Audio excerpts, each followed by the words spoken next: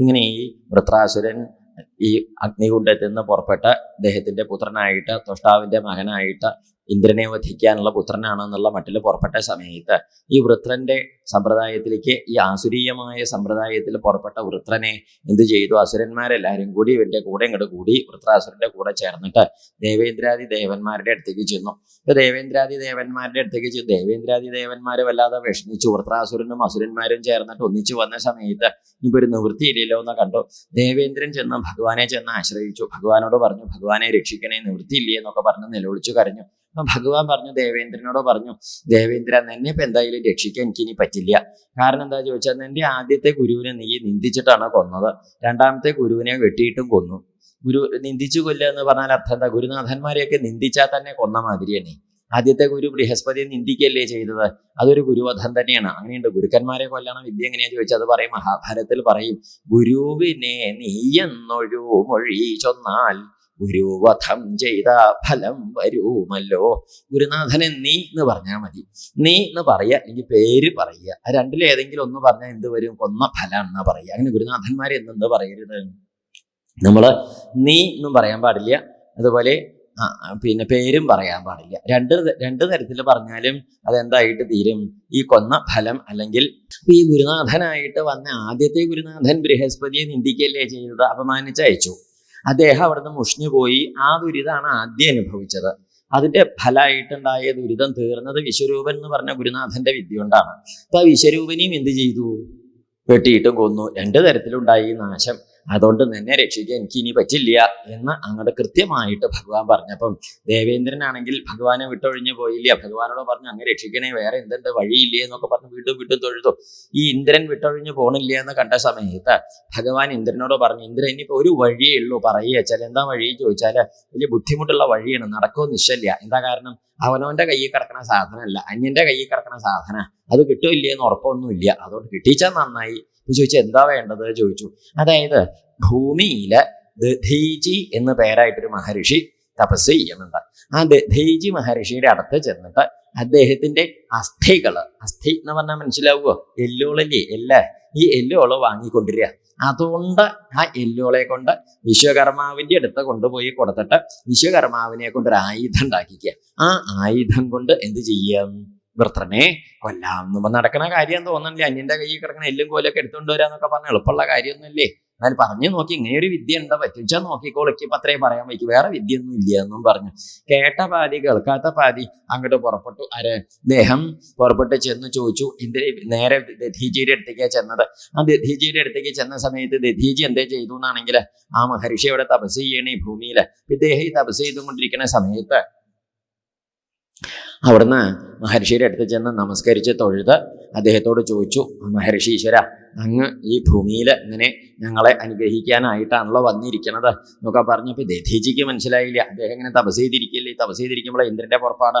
ഇന്ദ്രനെ വെച്ചാൽ മുണ്ടും തോളത്തിട്ട് ഇങ്ങനെ ഇറങ്ങും എന്തെങ്കിലും കാര്യം വെച്ചാൽ നേരെയാക്കാനായിട്ട്. അപ്പൊ ഇന്ദ്രന്റെ ഈ പുറപ്പാട് കണ്ടപ്പോൾ ചോദിച്ചു, എന്താ ഇന്ദ്രപ്പ താൻ ഇതിനപ്പോ വന്നത്, എന്താ വിശേഷം ചോദിച്ചു. ഒന്നുമില്ല, അങ്ങേപോലെയുള്ളവർ ജീവിക്കണ തന്നെ ലോക നന്മയ്ക്കല്ലേ ചോദിച്ചു. അപ്പൊ പറഞ്ഞു, തനിക്കിപ്പോ എന്താ വേണ്ടത് പറയൂ എന്നും പറഞ്ഞു. അങ്ങേപോലെയുള്ളവരുടെ കാര്യം പറയുക വെച്ചാൽ അങ്ങയുടെ ഈ ശരീരം തന്നെ എന്തിനുള്ളതാണ്? പരോപകാരാർത്ഥമിതം. എന്ത് ശരീരം? പറഞ്ഞ കാര്യത്തിലെത്തി. ഇന്ദ്രൻ. ആ ശരീരം പരോപകാരത്തിനല്ലേ അങ്ങേപോലുള്ളവരെ കരുതിക്കൊണ്ട് നടക്കണത് ചോദിച്ചു. ഇന്ദ്രൻ എന്താ കാര്യം വെച്ചാൽ പറയ്ക്ക് ഇങ്ങനെ വളച്ച് തിരിച്ച് പറഞ്ഞാലൊന്നും മനസ്സിലാവില്ല, നേരെ ഇങ്ങോട്ട് പറഞ്ഞോളൂ വല്ലതും ഉണ്ടെങ്കിൽ എന്നും പറഞ്ഞു. അപ്പൊ ഇന്ദ്രൻ കാര്യം ഇങ്ങോട്ട് പറഞ്ഞു, മഹർഷി ഈശ്വര, അങ്ങയുടെ അസ്ഥികള് എനിക്ക് വേണം എന്നും പറഞ്ഞു. ഇത് കേട്ടപ്പം നോക്ക്, ജീവിച്ചിരിക്കുന്ന ഒരാളോടാണ് എന്ത് ചോദിക്കുന്നത്? ചത്ത് കിടക്കുന്നതൊക്കെയാണെന്ന് വെച്ചാൽ തരക്കേടില്ല. ജീവിച്ചിരിക്കുന്ന ആളോടാ ചോദിച്ചത്, അസ്ഥികൾ വേണം എന്ന് ചോദിച്ചു. അപ്പൊ ഈ മഹർഷി ഇത് കേട്ടപ്പോ എന്താ അല്ലേ, അപ്പൊ നമ്മുടെയൊക്കെ അടുത്ത ഒരാൾ വന്നിട്ട് അസ്ഥികൾ വേണമെന്ന് പറഞ്ഞാൽ എങ്ങനെ ഉണ്ടാവും?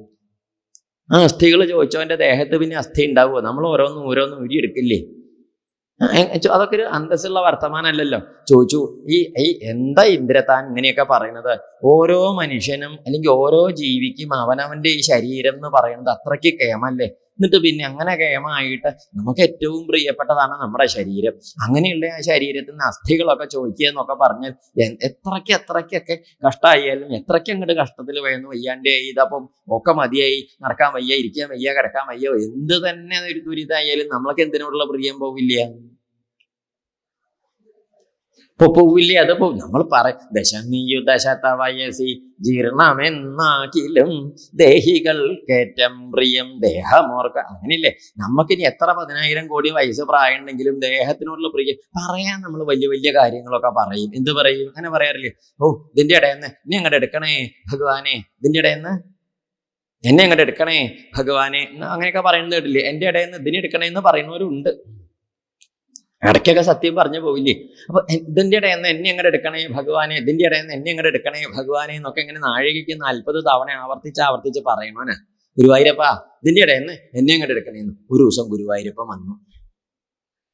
എന്താ ചോദിച്ചു? ഒന്നുമില്ല, എടുക്കാൻ വന്നതാണെന്നും പറഞ്ഞു. ഭഗവാൻ. നമ്മൾ എന്താ പറഞ്ഞു? ഇന്ന് എടുക്കണ്ട, ഞാൻ നടന്നോളാന്നും പറഞ്ഞു. പറയാൻ വലിയ നീളത്തിലും വിസ്താരത്തിലും പറയുന്നല്ലാതെ കണ്ട് എടുക്കാൻ ഒരു ദിവസം ഭഗവാൻ വന്നു നോക്കട്ടെ, നമ്മൾ പോകുവോ? ഒന്ന് ആലോചിച്ചിട്ട് പറഞ്ഞാൽ മതി. പോകുന്നൊക്കെ നമ്മളിപ്പോ പറയും, സംഗതി വരുമ്പോ ഒന്നും പോവില്ല. അത് ഒരാളുടെ അന്തല്യായി അല്ലേ? എല്ലാവരും ഇങ്ങനെ, നമുക്ക് അങ്ങനെയൊക്കെ തോന്നും ശരീരത്തിനോട്. അങ്ങനെ എന്നാലും അത് മതിയാവില്ലേ? ഇങ്ങനെ ഈ ജീവിച്ചിരിക്കണ ശരീരത്തിനോട് ഇങ്ങനെയൊക്കെ ചോദിക്കുമ്പോഴോ ഇന്ദ്ര കഷ്ടല്ലേ എന്നൊക്കെ ചോദിച്ചു. അങ്ങനെ കുറെ പറഞ്ഞു. ഇന്ദ്രൻ ഇങ്ങനെയൊക്കെ പറഞ്ഞിരിക്കും. മഹർഷി പറഞ്ഞു, ഇന്ദ്ര എനിക്കിപ്പോ ഈ ശരീരം ഇട്ട പോവാനൊന്നും വലിയ വിഷമമൊന്നുമില്ല. എന്നാലും ഞാൻ നിന്റെ ആ ബുദ്ധിയും നിന്റെ ആ പ്രാപ്തിയും നിന്റെ ഉറപ്പൊന്നും അളക്കാൻ ചോദിച്ചു എന്നേ ഉള്ളൂ എന്ന് പറയലും കഴിഞ്ഞു. മഹർഷി ആ ദേഹം ഉപേക്ഷിച്ച് പോകലും കഴിഞ്ഞു. ഈ സമയത്ത് ഭാഗവതത്തിൽ ഒരു സംഗതി പറയൂട്ടോ. ഭാഗവതത്തിൽ ഒരു പദ്യമുണ്ട്, ശ്രദ്ധിച്ച് കേൾക്കണേ. എന്താ പറയാന്നറിയോ? നനു സ്വാർത്ഥപരോ ലോക ന വേദ പരസങ്കടം. വല്ലോ മനസ്സിലായോ? അത് മനസ്സിലാക്കണം കേട്ടോ. എന്താ പറഞ്ഞത്? നനു സ്വാർത്ഥപരോ ലോക ന വേദ പരസങ്കടം. ഈ ലോകം എന്ന് പറഞ്ഞാൽ തന്നെ എന്താണെന്നറിയോ? സ്വാർത്ഥപരാണ്. എന്താ സ്വാർത്ഥപരം? അവനോന്റെ കാര്യം നേരെയാവണമെന്നേ ഉള്ളൂ. മറ്റുള്ളവരുടെ കാര്യം എന്തായാലും എന്താ? ഇതാണ് ലോകത്തിന്റെ കഥ.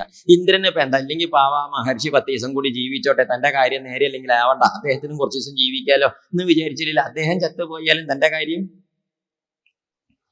നേരെയാവണം എന്നല്ലേ? ഈ ലോകം എങ്ങനെയാണ്? എന്നാലും അവനവന്റെ കാര്യം നേരെയാവണമെന്നല്ലോ. അതിലപ്പുറത്തേക്ക് ഒന്നുമില്ല. തന്റെ കാര്യം നേരെ. പണ്ട് കുടുംബത്തെ ഒരു വിശേഷം ഉണ്ടായപ്പോൾ ധാരാളം പേര് ബന്ധുക്കളൊക്കെ വന്നേ. എല്ലാവരും വന്നു. സദ്യവട്ടം എന്നൊക്കെ പറഞ്ഞാൽ ഗംഭീരമായിട്ടൊന്നും ഇല്ലെങ്കിലും രൂട്ടം ചുരുക്കത്തിലൊക്കെ ഉണ്ട്. അപ്പൊ നോക്കുമ്പോ എല്ലാം എന്താ പറയാ, ഇപ്പോൾ മോര വേണ്ടത്ര ഉണ്ടായില്ല. ഭരണിയിൽ കുറച്ച് മോരേ ഉള്ളൂ. ഇവരെ 10-50 ആളും ഉണ്ട്. അപ്പൊ എന്താ ഉണ്ടായിച്ചാൽ, ഉണ്ണാൻ അങ്ങോട്ട് പുറപ്പെട്ട സമയത്ത് വലിയ കാരണവര് ഇടത്തെ കൈകൊണ്ട് ഭരണി ഇങ്ങോട്ട് വലിച്ചടുത്തേക്ക് നീക്കിയിട്ട് ഇടത്തെ കൈകൊണ്ട് ഇലയിലേക്ക് ചരിച്ചിട്ട് മോര് 3/4 ആര് കൂട്ടി. കാർന്നോർ ഒറ്റയ്ക്ക് ഒഴിച്ച് കഴിച്ചു. ഇനി ഉണ്ട് 40-49 ആള് വേറെ ഇരിക്കണോ. അപ്പൊ എല്ലാരും കാർന്നോരെ ഇങ്ങനെ നോക്കിയപ്പോ കാർന്നോര് പറഞ്ഞു, പുളിയുണ്ട്, വെള്ളം ഒഴിച്ച് എല്ലാരും കൂട്ടിക്കോളൂ എന്നും പറഞ്ഞു. എന്തുണ്ടെന്ന്? മോരിനെ പുളിയുണ്ട് എന്ന്. ഒരു പുതിയ അറിവാ അല്ലേ? കാർന്നോരുടെ കാര്യം നേരെയായി. ഇനി വെള്ളം ഒഴിച്ച് എല്ലാരും സംഭാരാക്കിക്കോളൂ, ഞാൻ എന്തായാലും നല്ല കുഴന്ന്. അവനവന്റെ കാര്യം നേരെയാവണമെന്നേ ഉള്ളൂ. മറ്റുള്ളവരുടെ കാര്യത്തെ കുറിച്ചൊന്നും ഒരു വിചാരവും ഇല്ല. തീവണ്ടിയിലേക്ക് കയറാനായിട്ട് റെയിൽവേ സ്റ്റേഷനിൽ ഇങ്ങനെ കാത്തു നിൽക്കുകയാണേ. അങ്ങനെ സ്റ്റേഷനിൽ നല്ല തിരക്ക്. എന്താ ശല്യ വിശേഷം തൊട്ടൊന്നും നിറയെ വണ്ടിയിൽ ആളോളാണേ. വരണ വണ്ടിയിലൊന്നും കയറാൻ പറ്റുന്നില്ലേ. അപ്പൊ ഒരു വണ്ടി ഇങ്ങോട്ട് വന്നു. എന്താ പറയും, താമരപ്പൂ വിരിഞ്ഞ മാതിരി ഉണ്ട്. ആൾക്കാർ കാല് മാത്രമേ വണ്ടിയിൽ വെച്ചിട്ടുള്ളൂ, ബാക്കിയുള്ള സാധനങ്ങളൊക്കെ പുറത്താ. കാല് മാത്രമല്ലല്ലോ നമുക്ക്, അതിന്റെ മുകളിലേക്കും ദേഹല്ലേ, അതൊക്കെ പുറത്തേക്ക് ഇങ്ങനെ വിരിഞ്ഞ് നിൽക്കണേ. പുറത്തേക്ക് ചാഞ്ഞും ചെരിഞ്ഞൊക്കെ അത്ര. ആ കാല് മാത്രം വെച്ചതിന് ആൾക്കാർ വണ്ടി കൂലി കൊടുത്തത്. വല്ലാത്ത തിരക്ക് തന്നെ. അപ്പൊ നമ്മളാച്ചാ അങ്ങനെ ആ സ്റ്റേഷനിൽ നിൽക്കുമ്പോ ഈ വാതിലിന്റെ അടുത്ത് വാതിൽ ഇങ്ങനെ വന്ന് നമ്മുടെ മുമ്പിൽ തുറക്കണ വാതിൽ നിന്നില്ലേ, വാതിലൊക്കെ അടച്ചിട്ടിരിക്കണോ. അതിന്റെ മുകളിൽ വാതിലിന്റെ മുകളിൽ തുറക്കാണ്ടിരിക്കുന്ന ഉള്ളിൽ നിൽക്കണ ചിലരിങ്ങനെ ഉന്തി പിടിച്ചിരിക്കുക. അപ്പൊ നമ്മളതിന് പഴുതുണ്ടാവൂല. പഴുത് കൂടി എടോ ഒന്ന് തുറക്കടോ, ഞാനും കൂടി അങ്ങോട്ട് കയറിക്കോട്ടെ എന്ന് പറഞ്ഞു നമ്മൾ ആ ഉന്തണോനോടെ. ഉന്തണോൻ പറഞ്ഞു, തുറക്കില്ല ഒന്ന് തുറക്കടോ, ഞാനും കൂടി കയറിക്കോട്ടെ. തുറക്കില്ല എന്ന്. ഒന്ന് തുറക്കടോ. എത്ര നമ്മൾ പറഞ്ഞു ഇപ്പം തുറക്കണില്ല. നമ്മൾ അവനോട് പറയുകയും ചെയ്തു, എടോ നീ ഒന്ന് തുറക്കടോ, ഞാനും കൂടി അങ്ങോട്ട് കയറിക്കോട്ടെ, നീ പേടിക്കണ്ട, അടുത്ത സ്റ്റേഷൻ മുതൽ നിന്റെ കൂടെ ഞാനും ഉണ്ടാവും എന്ന് പറഞ്ഞു. എന്ത് എന്നെയൊന്ന് അതിൻ്റെ ഉള്ളിലേക്ക് കയറ്റിയ തൻ്റെ കൂടെ സഹായത്തിന് എന്തുണ്ടാൻ വാതിൽ തുറക്കാണ്ടിരിക്കാൻ അമർത്തി പിടിക്കാനേ ഞാനും ഉണ്ടാവുന്നു. ഇങ്ങനെ തന്നെയല്ലേ ലോകത്തിന്റെ കഥ. നമുക്ക് അതിൻ്റെ ഉള്ളിലേക്ക് എങ്ങനെയും കയറി കിടണം. ശരിയല്ലേ? അത്രയും ഇതാണ് ലോകം. എന്തിനപ്പോ തീവണ്ടിയുടെ കാര്യമൊക്കെ പറയുന്നത്? നമ്മളെവിടേക്കെങ്കിൽ യാത്ര പോകുമ്പോൾ നമ്മുടെ പടിപ്പര ഇറങ്ങി റോഡിലേക്ക് കിടക്കുക വെച്ചാൽ നേരെ അങ്ങോട്ട് ചെന്ന റോഡ് തന്നെയാണ്. ബസ്സും വണ്ടിയൊക്കെ പോവുകയും ചെയ്യും. പക്ഷെ എന്താ വെച്ചാൽ ബസ് സ്റ്റോപ്പ് നമ്മുടെ പടിപ്പരയുടെ ആ ഭാഗത്തല്ല, അത് കുറേയും കൂടി അപ്പുറത്തേക്കാണ്. ഇപ്പൊ നമ്മൾ ഇവിടുന്ന് ഇതുവരെ നടക്കണം, വെയിൽ കൊണ്ട് കുറെ നടക്കണം ബസ് സ്റ്റോപ്പിലേക്ക് എത്തണമെങ്കിൽ. അവിടെയാണ് ബസ്സുകളും നിർത്തുക. അപ്പൊ നമ്മളാ ഉച്ച സമയവും കൊടയില്ല, നല്ല വെയിലും. നമ്മൾ എന്ത് ചെയ്തു, തഞ്ചത്തില് ആ പടിപ്പര കിടന്ന വെയിലിയുടെ പുറത്തെ ആ മറവിൽ അവിടെ നിന്നു. അപ്പൊ ഒരു ബസ് ഇങ്ങനെ വരണണ്ടേ. അപ്പൊ നമ്മൾ വേഗം ഇങ്ങനെ ചാടി കൈ ഇങ്ങനെ ബസ് സ്റ്റാൻഡിന്റെ അപ്പുറത്തേക്കാണ് നീട്ടി അങ്ങോട്ട് കാണിച്ചു കൊടുത്തു. അതിലെ ബസ്സുകാരൻ അവിടെ നിർത്തി. ബസ് സ്റ്റോപ്പ് ഒന്നും ഇല്ല, കാട്ടിൽ അവിടെ നിർത്തി നമ്മൾ കയറിയിട്ട് പറയുകയും ചെയ്തു, നല്ലൊരു ഡ്രൈവർ, എന്തോ ഒരു നല്ല ഡ്രൈവറാണ്, ഇങ്ങനത്തെ ആളുകളൊക്കെയാ വേണ്ടത് ലോകത്ത്, എന്തോ ഒരു നല്ല മനുഷ്യനാണ്. കണ്ടക്ടറെ നമ്മൾ നല്ലോണം ചിരിക്കുകയും ചെയ്തു എന്നൊക്കെ പറഞ്ഞിട്ട് 33 കാണിച്ചിട്ട് സന്തോഷം കൊണ്ടേ നമ്മൾ പറയുകയും ചെയ്തു, നല്ലൊരു ബസ്സാണ്, മനുഷ്യന്മാരെ എന്തോ ഒരു ഉപകാരം നിശ്ചണ്ടോ എന്നൊക്കെ പറയുകയും ചെയ്തു. അങ്ങനെ നമ്മൾ കയറി സന്തോഷം. നമ്മൾ അങ്ങനെ കയറി കുറച്ചങ്ങോട്ട് ചെന്നപ്പോൾ വേറെ ഒരു ദിക്കിലെത്തി. ഇതുപോലെ ഏതോ ഒരു കാട്ടടൊഴിയിൽ നിന്ന് ആരോ ഇറങ്ങി വന്ന് കൈ കാണിച്ചു, അവിടെയും നിർത്തി ബസ്. അപ്പൊ നമ്മള് മുഖം കണ്ടാ മനസ്സിലാവണില്ലേ എന്താ അതിന്റെ അർത്ഥം? ഇഷ്ടാവണില്ലെന്ന് ഒന്നും മിണ്ടിയില്ല നമ്മള്. അത് കഴിഞ്ഞൊരു 2 കിലോമീറ്റർ മുമ്പിലേക്ക് പോയി വേറെ ഇടവഴിയിൽ നിന്ന് ആരോ ഇറങ്ങി വന്ന് കൈ കാണിച്ചു, അവിടെയും നിർത്തി. അപ്പൊ നമ്മൾ പറഞ്ഞു, എന്ത് ബസ്സാണോ അത്, ഇതിന് നേരം കഥയൊന്നും ഇല്ലേ, കണ്ട ദിക്കിലൊക്കെ അങ്ങോട്ട് കൈ കാണിക്കാൻ നിർത്തുക, എന്താണോ ഇതൊക്കെ, ഇതെന്താ ഇത്? നമ്മളെവിടുന്നാ കയറിയത്? അങ്ങനെ ചോദിക്കാൻ പാടില്ല. നമ്മളെവിടുന്നാ കയറിയത്? ബസ് സ്റ്റോപ്പിൽ നിന്ന്. നമ്മൾ ഇതുപോലെ ഏതോ ഒരു ഇടവഴിയിൽ നിന്നാ കയറിയത്. നമ്മൾ കയറി ഉള്ളിലെത്തിയപ്പം ഇങ്ങനെ തന്നെയല്ലേ കാര്യങ്ങളൊക്കെ. അതൊക്കെ അവിടെ ഇരിക്കട്ടെ. അതായത് നമ്മൾ ഈ ബസ്സിലേക്ക് കയറണത് വരെ നമ്മുടെ വിചാരം എന്താ, ബസ് അങ്ങനെ കിട്ടിയാൽ മതിയായിരുന്നു. കിട്ടി, കയറി നമ്മൾ അവിടെ കയറി ഒരു കസേരയിൽ ഇരുന്നാൽ നമ്മുടെ മോഹം എന്താ, ഇനി ഈ ബസ് അവിടെ നിർത്താനും പാടില്ല, ഇതിലേക്ക് ഇനി ആരും കയറണം നമുക്ക് ഇഷ്ടമല്ല. എന്താ കാരണം, നമ്മൾ ഇതിൻ്റെ ഉള്ളിൽ എത്തിപ്പെട്ടുല്ലോ. ഇങ്ങനെയൊക്കെ തന്നെയല്ലേ ലോകത്തിന്റെ. അതായത് നനു സ്വാർത്ഥപരോ ലോക, അവനവന്റെ കാര്യം അങ്ങോട്ട് നേരെയാവണം, മറ്റുള്ളവരുടെ കാര്യമൊന്നും. ഇത് ഇനിയിപ്പോ ഇങ്ങനെ നമ്മൾ 1-2 ഉദാഹരണം പറഞ്ഞു എന്നേ ഉള്ളൂ, ബാക്കിയൊക്കെ ഒറ്റയ്ക്ക് അങ്ങോട്ട് ചിന്തിച്ചോളൂ. ലോകം മുഴുവനും ഇങ്ങനെയൊക്കെയുള്ള സമ്പ്രദായങ്ങളാണ്. മഹർഷി അങ്ങോട്ട് ദേഹോപേക്ഷിച്ച് പോയി. അതങ്ങോട്ട് ദേഹോപേക്ഷിച്ച് പോയി ഒന്ന് ചൂടാറാൻ നിന്നില്ലേ ഇന്ദ്രൻ. അപ്പോഴേക്ക് ഇതൊക്കെ വലിച്ചൂരി പ്ലാസ്റ്റിക്കിന്റെ ഉറയിലാക്കി ബാഗിലാക്കി കടയും കക്ഷത്ത് വെച്ച് നേരെ അങ്ങോട്ട് നടന്നു. വിശ്വകർമാവിന്റെ ഇല്ലത്തേക്ക് നടന്നു. രാത്രി 11:00 12:15 വന്ന് വാതിലിന് ഇങ്ങനെ മുട്ടണ ഒച്ച കേട്ടപ്പോൾ വിശ്വകർമാവ് കണ്ണും തിരുമ്പി വാതിൽ തുറന്ന് നോക്കുമ്പോൾ ഈ ദേവേന്ദ്രൻ അത് ഇടത്തെ കയ്യിൽ സഞ്ചിയും വലത്തെ കയ്യിൽ കൊടയൊക്കെ പിടിച്ച് അങ്ങനെ നിൽക്കണോ. ചോദിച്ചു, എന്താ ഇന്ദ്ര ഈ 11:00 ചോദിച്ചു. അപ്പൊ ഇന്ദ്രൻ ആ സഞ്ചി അങ്ങോട്ട് കൊടുത്തിട്ട് പറഞ്ഞു, വെളിച്ചാകുമ്പോളേക്ക് ഒരു ആയുധം തരണം എന്ന് പറഞ്ഞ് അസ്ഥികളൊക്കെ അങ്ങോട്ട് കൊടുത്തു. നമ്മൾ ഈ കല്യാണത്തിന്റെ തലേന്നുള്ള കുപ്പായം തിന്നാൻ കൊടുക്കണം മാതിരി. നാളെ കല്യാണത്തിന് ഇപ്പോൾ വന്ന് രാത്രി കുപ്പായം തുന്നാൻ കൊണ്ടുകൊടുക്കില്ലേ. എന്നിട്ട് തുന്നക്കാരൻ വെളിച്ചാകുമ്പോൾ കുപ്പായം തുന്നി കൊണ്ടുവരും. കുപ്പായം തുന്നി കൊണ്ടുവന്നു. നമ്മൾ ആ കുപ്പായം കൊണ്ട് എടുത്തിട്ട സമയത്ത് കയ്യും കാലും ഒക്കെ കടക്കണ്ട, തല കടക്കണില്ല, അതിന് ലോട്ടില്ല. തുന്നക്കാരൻ അങ്ങനെ അത് തോന്നിയിട്ടുണ്ടാവില്ല നമുക്ക് ആ സാധനം ഉണ്ടെന്നേ. ഇത് നിശ്ചല്ല. അദ്ദേഹം അപ്പൊ എങ്ങനെയാ കണക്കാക്കിയത് നിശ്ചല്ല. നമ്മൾ കണക്കാക്കുമ്പോൾ എല്ലാവരും നമ്മളെ കണക്കാക്കിക്കൊള്ളണമെന്നൊന്നും ഇല്ലല്ലോ. എന്തായാലും അങ്ങനെ ഒരു ഓട്ടയില്ല. പിന്നെ നമ്മൾ എന്തെങ്കിലുമൊക്കെ ചെയ്തിട്ടൊക്കെ ഇങ്ങോട്ട് പോയി. ധൃതികാരനെ അദ്ദേഹം ഉറക്കത്തിലൊക്കെ തുന്നുമ്പോൾ കാണും, പകുതി ഉറക്കത്തിലാവുമ്പോൾ തലേന്നും ചിലപ്പോൾ ഉണ്ടാവില്ലേ. എന്നുവെച്ചാൽ അർത്ഥം ആ ധൃതിയിൽ ഇന്ദ്രൻ ഇങ്ങോട്ട് കൊണ്ടുവന്ന സമയത്ത് വിശ്വകർമാവ് ആ സഞ്ചി ഇങ്ങോട്ട് വാങ്ങിയിട്ട് അതുകൊണ്ട് ഒരു ആയുധമൊക്കെ ഉണ്ടാക്കിയിട്ട് കൊടുത്തു. ഈ വിശ്വകർമാവ് ദധീജി മഹർഷിയുടെ അസ്ഥിയോളെ കൊണ്ട് നിർമ്മിച്ചു കൊടുത്ത ആയുധത്തിന്റെ പേരാണ് വജ്രം എന്ന് പറയും. ഇന്ദ്രനാണെങ്കിൽ ആ വജ്രമൊക്കെ അങ്ങനെ കുലുക്കി പിടിച്ചിട്ട് ആനപ്പുറത്ത് കയറിയിട്ട് നേരെ വൃത്രാസുരന്റെ നേരെ ഇങ്ങോട്ട് ചെന്നു. വൃത്രാസുരനാണെങ്കിലോ ഇന്ദ്രനെ ദൂരേന്ന് കണ്ടപ്പോഴേ പറഞ്ഞു, ഹേ ഇന്ദ്ര, എന്നെ പോലെ ഒരു തികഞ്ഞ ദുഷ്ടനെ പദ്യ കാണുന്നത്. അതുകൊണ്ട് യോ ബ്രഹ്മ ഗുരുഹ ഭ്രാതൃഹ ത്രഹ, തികഞ്ഞൊരു വേറെ ഇല്ല. ഏതത്? ബ്രഹ്മ ബ്രാഹ്മണനെ കൊന്നു, ഗുരുഹ ഗുരുവിനെ കൊന്നു, അങ്ങനെയല്ലേ, ഭ്രാതൃഹ സഹോദരനെ കൊന്നു. ഇങ്ങനെയൊക്കെയുള്ള അത്രയൊക്കെ കഥയില്ലായുള്ളവനെ അദ്യ കാണുന്നതേ. ഇന്ദ്രനെ ഇങ്ങോട്ട് കണ്ടപ്പം ഇന്ദ്രനോട് പറഞ്ഞു, ഇന്ദ്ര നീ എന്താ തന്റെ കയ്യിൽ മറ്റേ ആയുധമില്ലേ, എന്താ നീ എന്റെ നേരെ ആയുധം അയക്കാത്തത്? അയച്ചോളൂ എന്റെ നേരെ.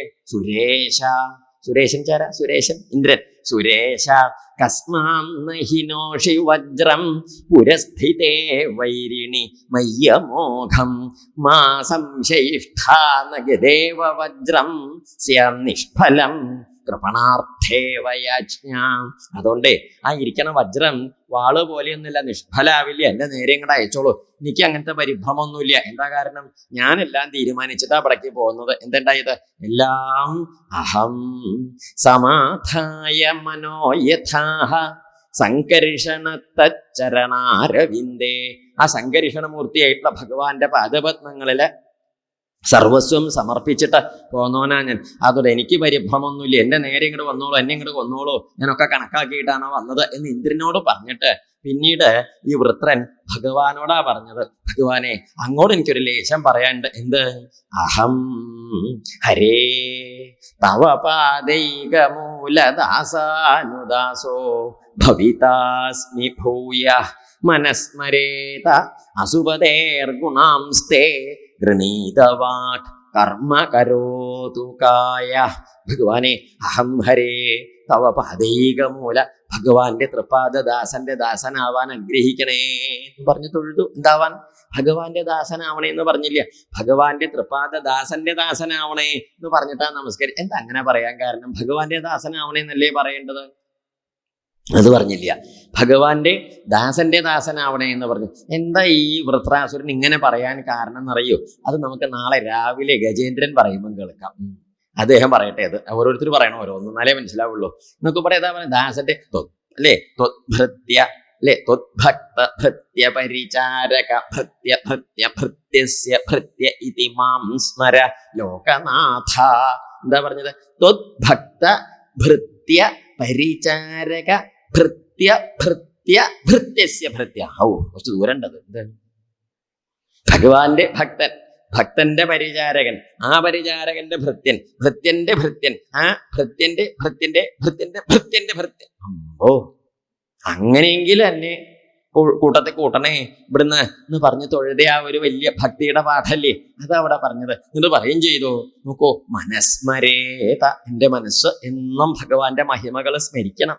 എൻ്റെ വാക്ക് ഗൃണീത വാക്ക് കർമ്മ കരോതു കായ, എൻ്റെ വാക്ക് എപ്പോഴും ഭഗവാന്റെ നാമം ജപിക്കണം. എൻ്റെ ശരീരം ഭഗവാനെ എപ്പോഴും നമസ്കരിക്കണം. എന്തിന് ഈ വൃത്രൻ ഇങ്ങനെ യുദ്ധത്തിന് വന്നു എന്നൊക്കെ പുറത്തേക്ക് തോന്നും. ഒന്നും മോഹിച്ചിട്ടില്ല. എന്ത്? നാഗപൃഷ്ഠം ന ച പാരമേഷ്ഠ്യം ന സാർവഭൗമം ന രസാധിപത്യം ന യോഗസിദ്ധീര പുനർഭവം വാ സമഞ്ജസത്വാ വിരഹയ്യകാംക്ഷേ. ഭഗവാനെ സ്വർഗലോക പദവി ഉണ്ടാവണമെന്ന് മോഹിച്ചിട്ടോ, ബ്രഹ്മാവിന്റെ പദവി മോഹിച്ചിട്ടില്ല, ചക്രവർത്തി ആവണമെന്ന് മോഹിച്ചിട്ടില്ല, രസാതലത്തിന്റെ അധിപതി ആവണമെന്നും മോഹിച്ചിട്ടല്ല ഞാൻ വന്നത്. എന്തിന്? അഷ്ടൈശ്വര്യ സിദ്ധികളോട് കൂടിയിട്ടുള്ള മോക്ഷ പദവി പോലും ഭഗവാനെ അങ്ങില്ലാച്ചാൽ എനിക്ക് വേണ്ട, എനിക്ക് അങ്ങയെ മാത്രമേ വേണ്ടൂ. ആര് തൊഴുതു? വൃത്രാസുരൻ. എന്നിട്ട് ഭഗവാനോട് പറയും ചെയ്തു, ഏതുപോലെ?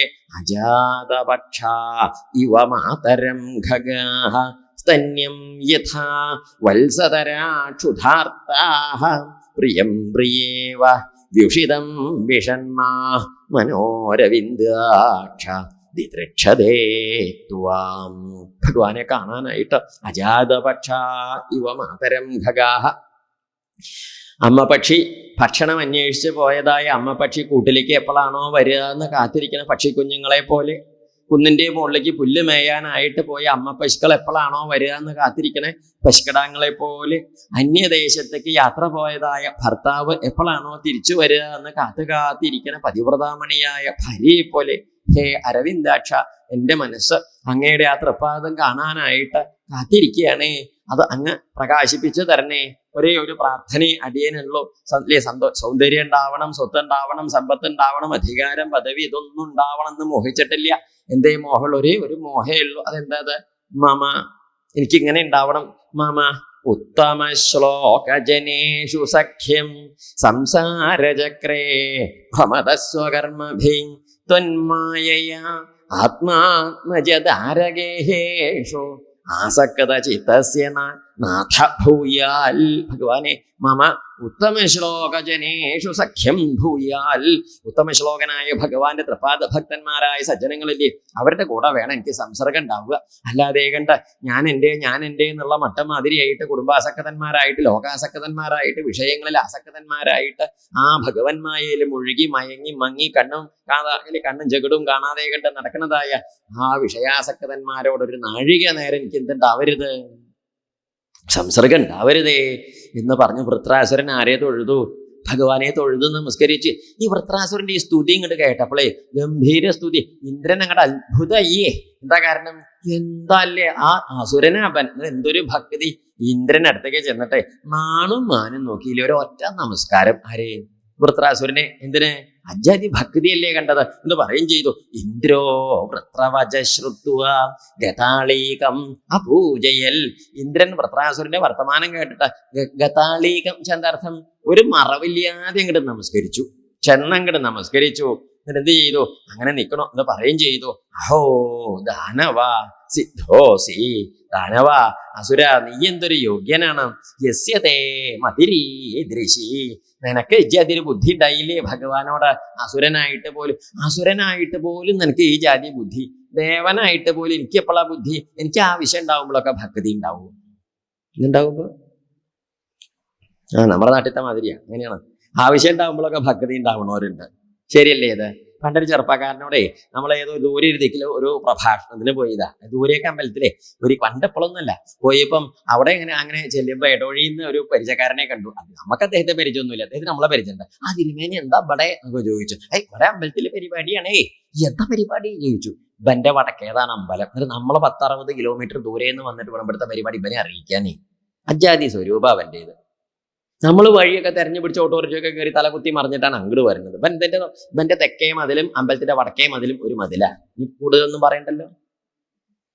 ഇത് ഇവന്റെ തെക്കേ മതില്, അമ്പലത്തിന്റെ വടക്കേ മതില് പോരെ. ഈ ജാതി അങ്ങനെയുള്ള അടുപ്പുണ്ട്. എന്നിട്ട് ഇവൻ നമ്മളോട് ചോദിക്കും എന്താ പടയെന്ന്. അപ്പൊ നമ്മൾ ചോദിച്ചു, അല്ല അങ്ങ് അമ്പലത്തേക്ക് ഒന്നും പോവാറില്ല? ഉവ്വ ചോദിച്ചു. അപ്പൊ അദ്ദേഹം പറഞ്ഞു, ഉവ്വ ആവശ്യം ഉണ്ടാവുമ്പോഴൊക്കെ പോവും. എന്തുണ്ടാവുമ്പോ എന്താ വിഷയം? നമ്മൾ വില്ലേജ് ഓഫീസിലേക്കൊക്കെ പോണ മാതിരി. വില്ലേജ് ഓഫീസിലേക്ക് എപ്പോഴാണ് പോവുക? എന്നും രാവിലെ കുളിച്ച് വില്ലേജ് ഓഫീസറേ എന്നും പോവുക അമ്പലത്തേക്ക് കുളിച്ച് ഒഴിയാൻ. അത് നമ്മൾ വല്ല കടലാസൊക്കെ നേരെയാക്കാണ്ടാവുമ്പോൾ പോവും. കളക്ടറേറ്റിലേക്ക് എപ്പോഴാണ് പോവുക? അവിടെ വല്ല കാര്യം നടത്താണ്ടാവുമ്പോൾ പോവും. അല്ലാതെ എന്നും അതിന്റെ മുമ്പിൽ കൂടി പോയാലും നമ്മൾ അങ്ങോട്ട് പോവില്ലേ? അപ്പൊ ഇതുപോലെ ചിലര് അവനവന് വല്ല ആവശ്യം ഉണ്ടാവുമ്പോഴൊക്കെ പോവും. ആവശ്യമില്ലെങ്കിലോ അടുത്ത ആവശ്യം ഉണ്ടാവട്ടെ അപ്പൊ പോവും. ശരിയോ തെറ്റോ? ഇങ്ങനെയാ ലോകം. അതുകൊണ്ട് ഞാൻ ദേവനാ, ഞാൻ എന്തെങ്കിലുമൊക്കെ ബുദ്ധിമുട്ടുണ്ടാവുമ്പോൾ ആ ചെല്ലി നില വിളിച്ച് പോവുക. അസുരനാണെങ്കിൽ ഒരു ബുദ്ധിമുട്ടൊന്നും ഉണ്ടായിട്ടല്ലേ. അദ്ദേഹത്തിന് സ്വഭാവം തന്നെ എങ്ങനെയാ ഭഗവാനെ വിളിക്കല്. ഹൈ കേമൻ തന്നെ. ഇന്ദ്രൻ തൊഴുതു. അപ്പൊ ഇന്ദ്രനോട് പറഞ്ഞു, ഇന്ദ്ര താൻ അങ്ങോട്ട് തൊഴുത് നമസ്കരിച്ച് അങ്ങോട്ട് കഥയില്ലേണ്ടിയാക്കണ്ട, യുദ്ധത്തിന് വന്നോളൂ എന്നും പറഞ്ഞു. യുദ്ധം അങ്ങോട്ട് തുടങ്ങി. രണ്ടാളും കൂടി, അസുരനും വൃത്രാസുരനും ഇന്ദ്രനും കൂടി. ഇന്ദ്രൻ വലിയ കേമായിട്ട്, ഇന്ദ്രന്റെ കയ്യിൽ മറ്റേ സാധനം ഉണ്ടല്ലോ, ഏത് കുലുക്കി ഏത് വലിയ കേമായിട്ട് തരാക്കി കൊണ്ടുവന്ന സാധനം കയ്യിലുണ്ട്. അപ്പൊ അതിന്റെ ഒരു കേമത്തം കാരണം അതിങ്ങനെ പൊക്കി പിടിച്ചിട്ടാ വരണത്. ഇന്ദ്രനെ ഈ വജ്രായുധം പിടിച്ച് ആനപ്പുറത്ത് ഇങ്ങനെ വരുന്ന സമയത്ത് വൃത്രാസുരൻ എന്ത് ചെയ്തു എന്ന് വെച്ചിട്ടുണ്ടോ? വൃത്രാസുരൻ ഒരു പഴയ തുരുമ്പ് പിടിച്ചൊരു ഗത ഉണ്ടായിരുന്നു, ആക്രി കച്ചവടക്കാരന് കൊടുക്കാൻ വെച്ചത്.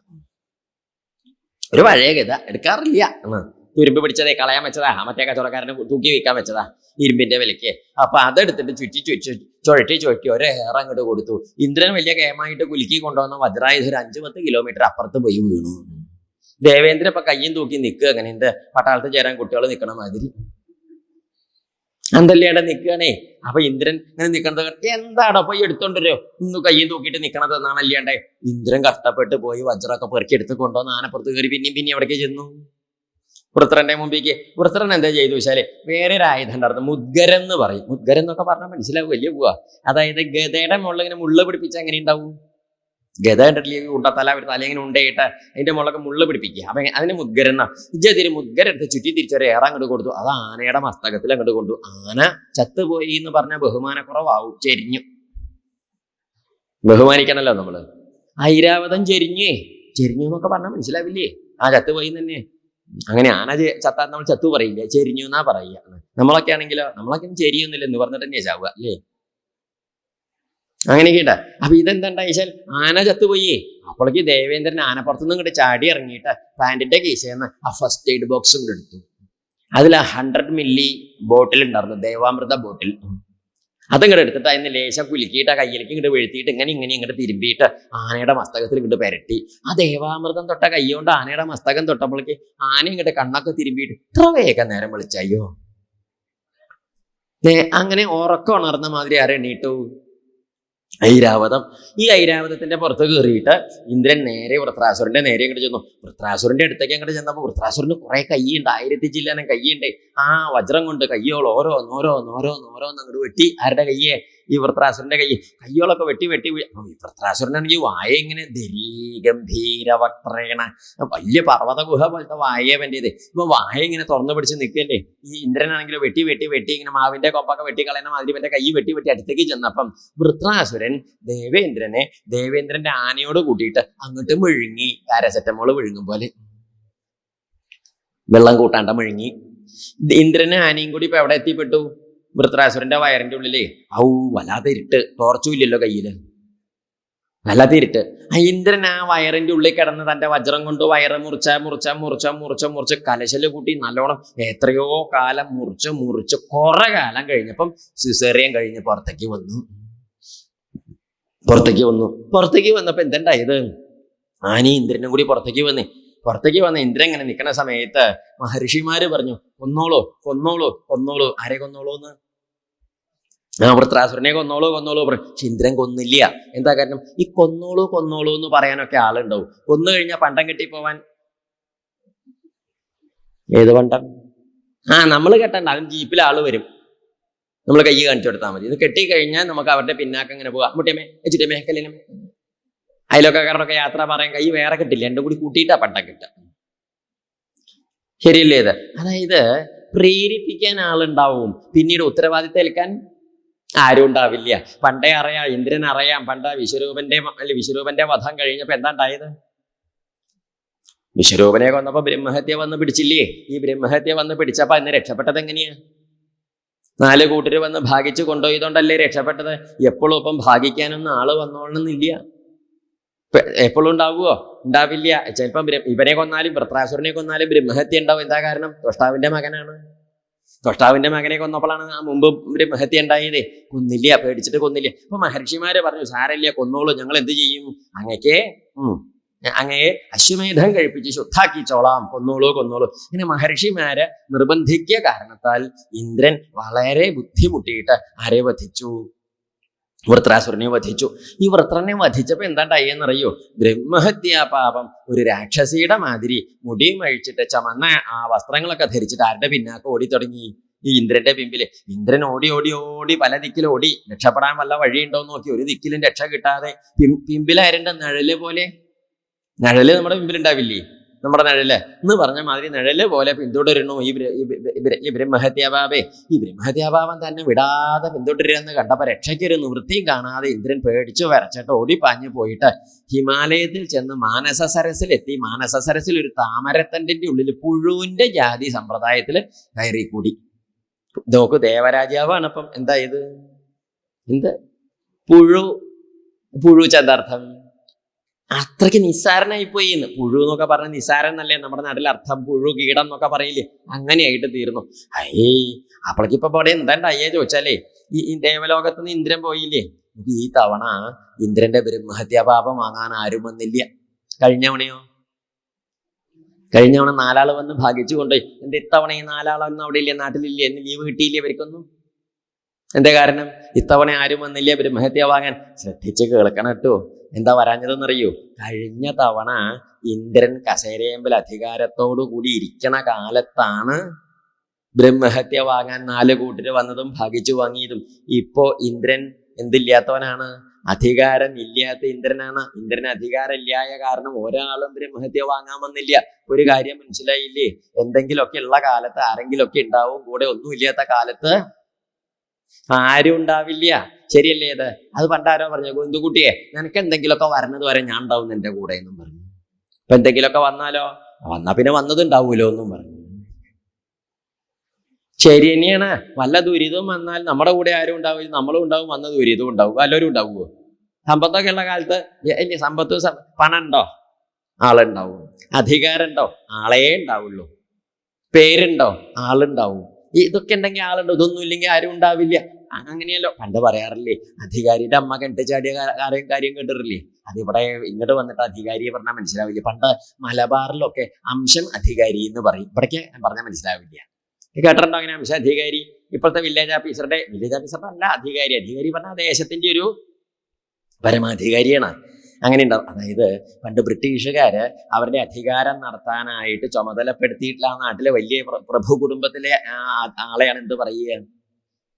ഏതെങ്കിലും വലിയ പ്രഭു കുടുംബങ്ങളൊക്കെ ഉണ്ടാവും, അല്ല കുടുംബങ്ങളൊക്കെ അവർക്ക് കൊടുക്കും അധികാരം. അവരാണ് ആ കാര്യങ്ങളൊക്കെ, അതാണ് അധികാരി എന്ന് പറയുന്നത്. അപ്പം നമ്മുടെ എന്തെങ്കിലും കടലാസ് നേടിയേക്കണമെങ്കിൽ ആരാ ഒപ്പിടേണ്ടത്? അധികാരി. ആ അധികാരിയുടെ ഒരു ചെറിയ പതിപ്പാണ് വില്ലേജ് ഓഫീസർ എന്ന. വില്ലേജ് ഓഫീസർ അധികാരിയും രണ്ടും വേറെ തന്നെയാണ്. എന്നാലും ഇപ്പം നമുക്ക് അങ്ങനെ പറയാൻ വയ്ക്കോ?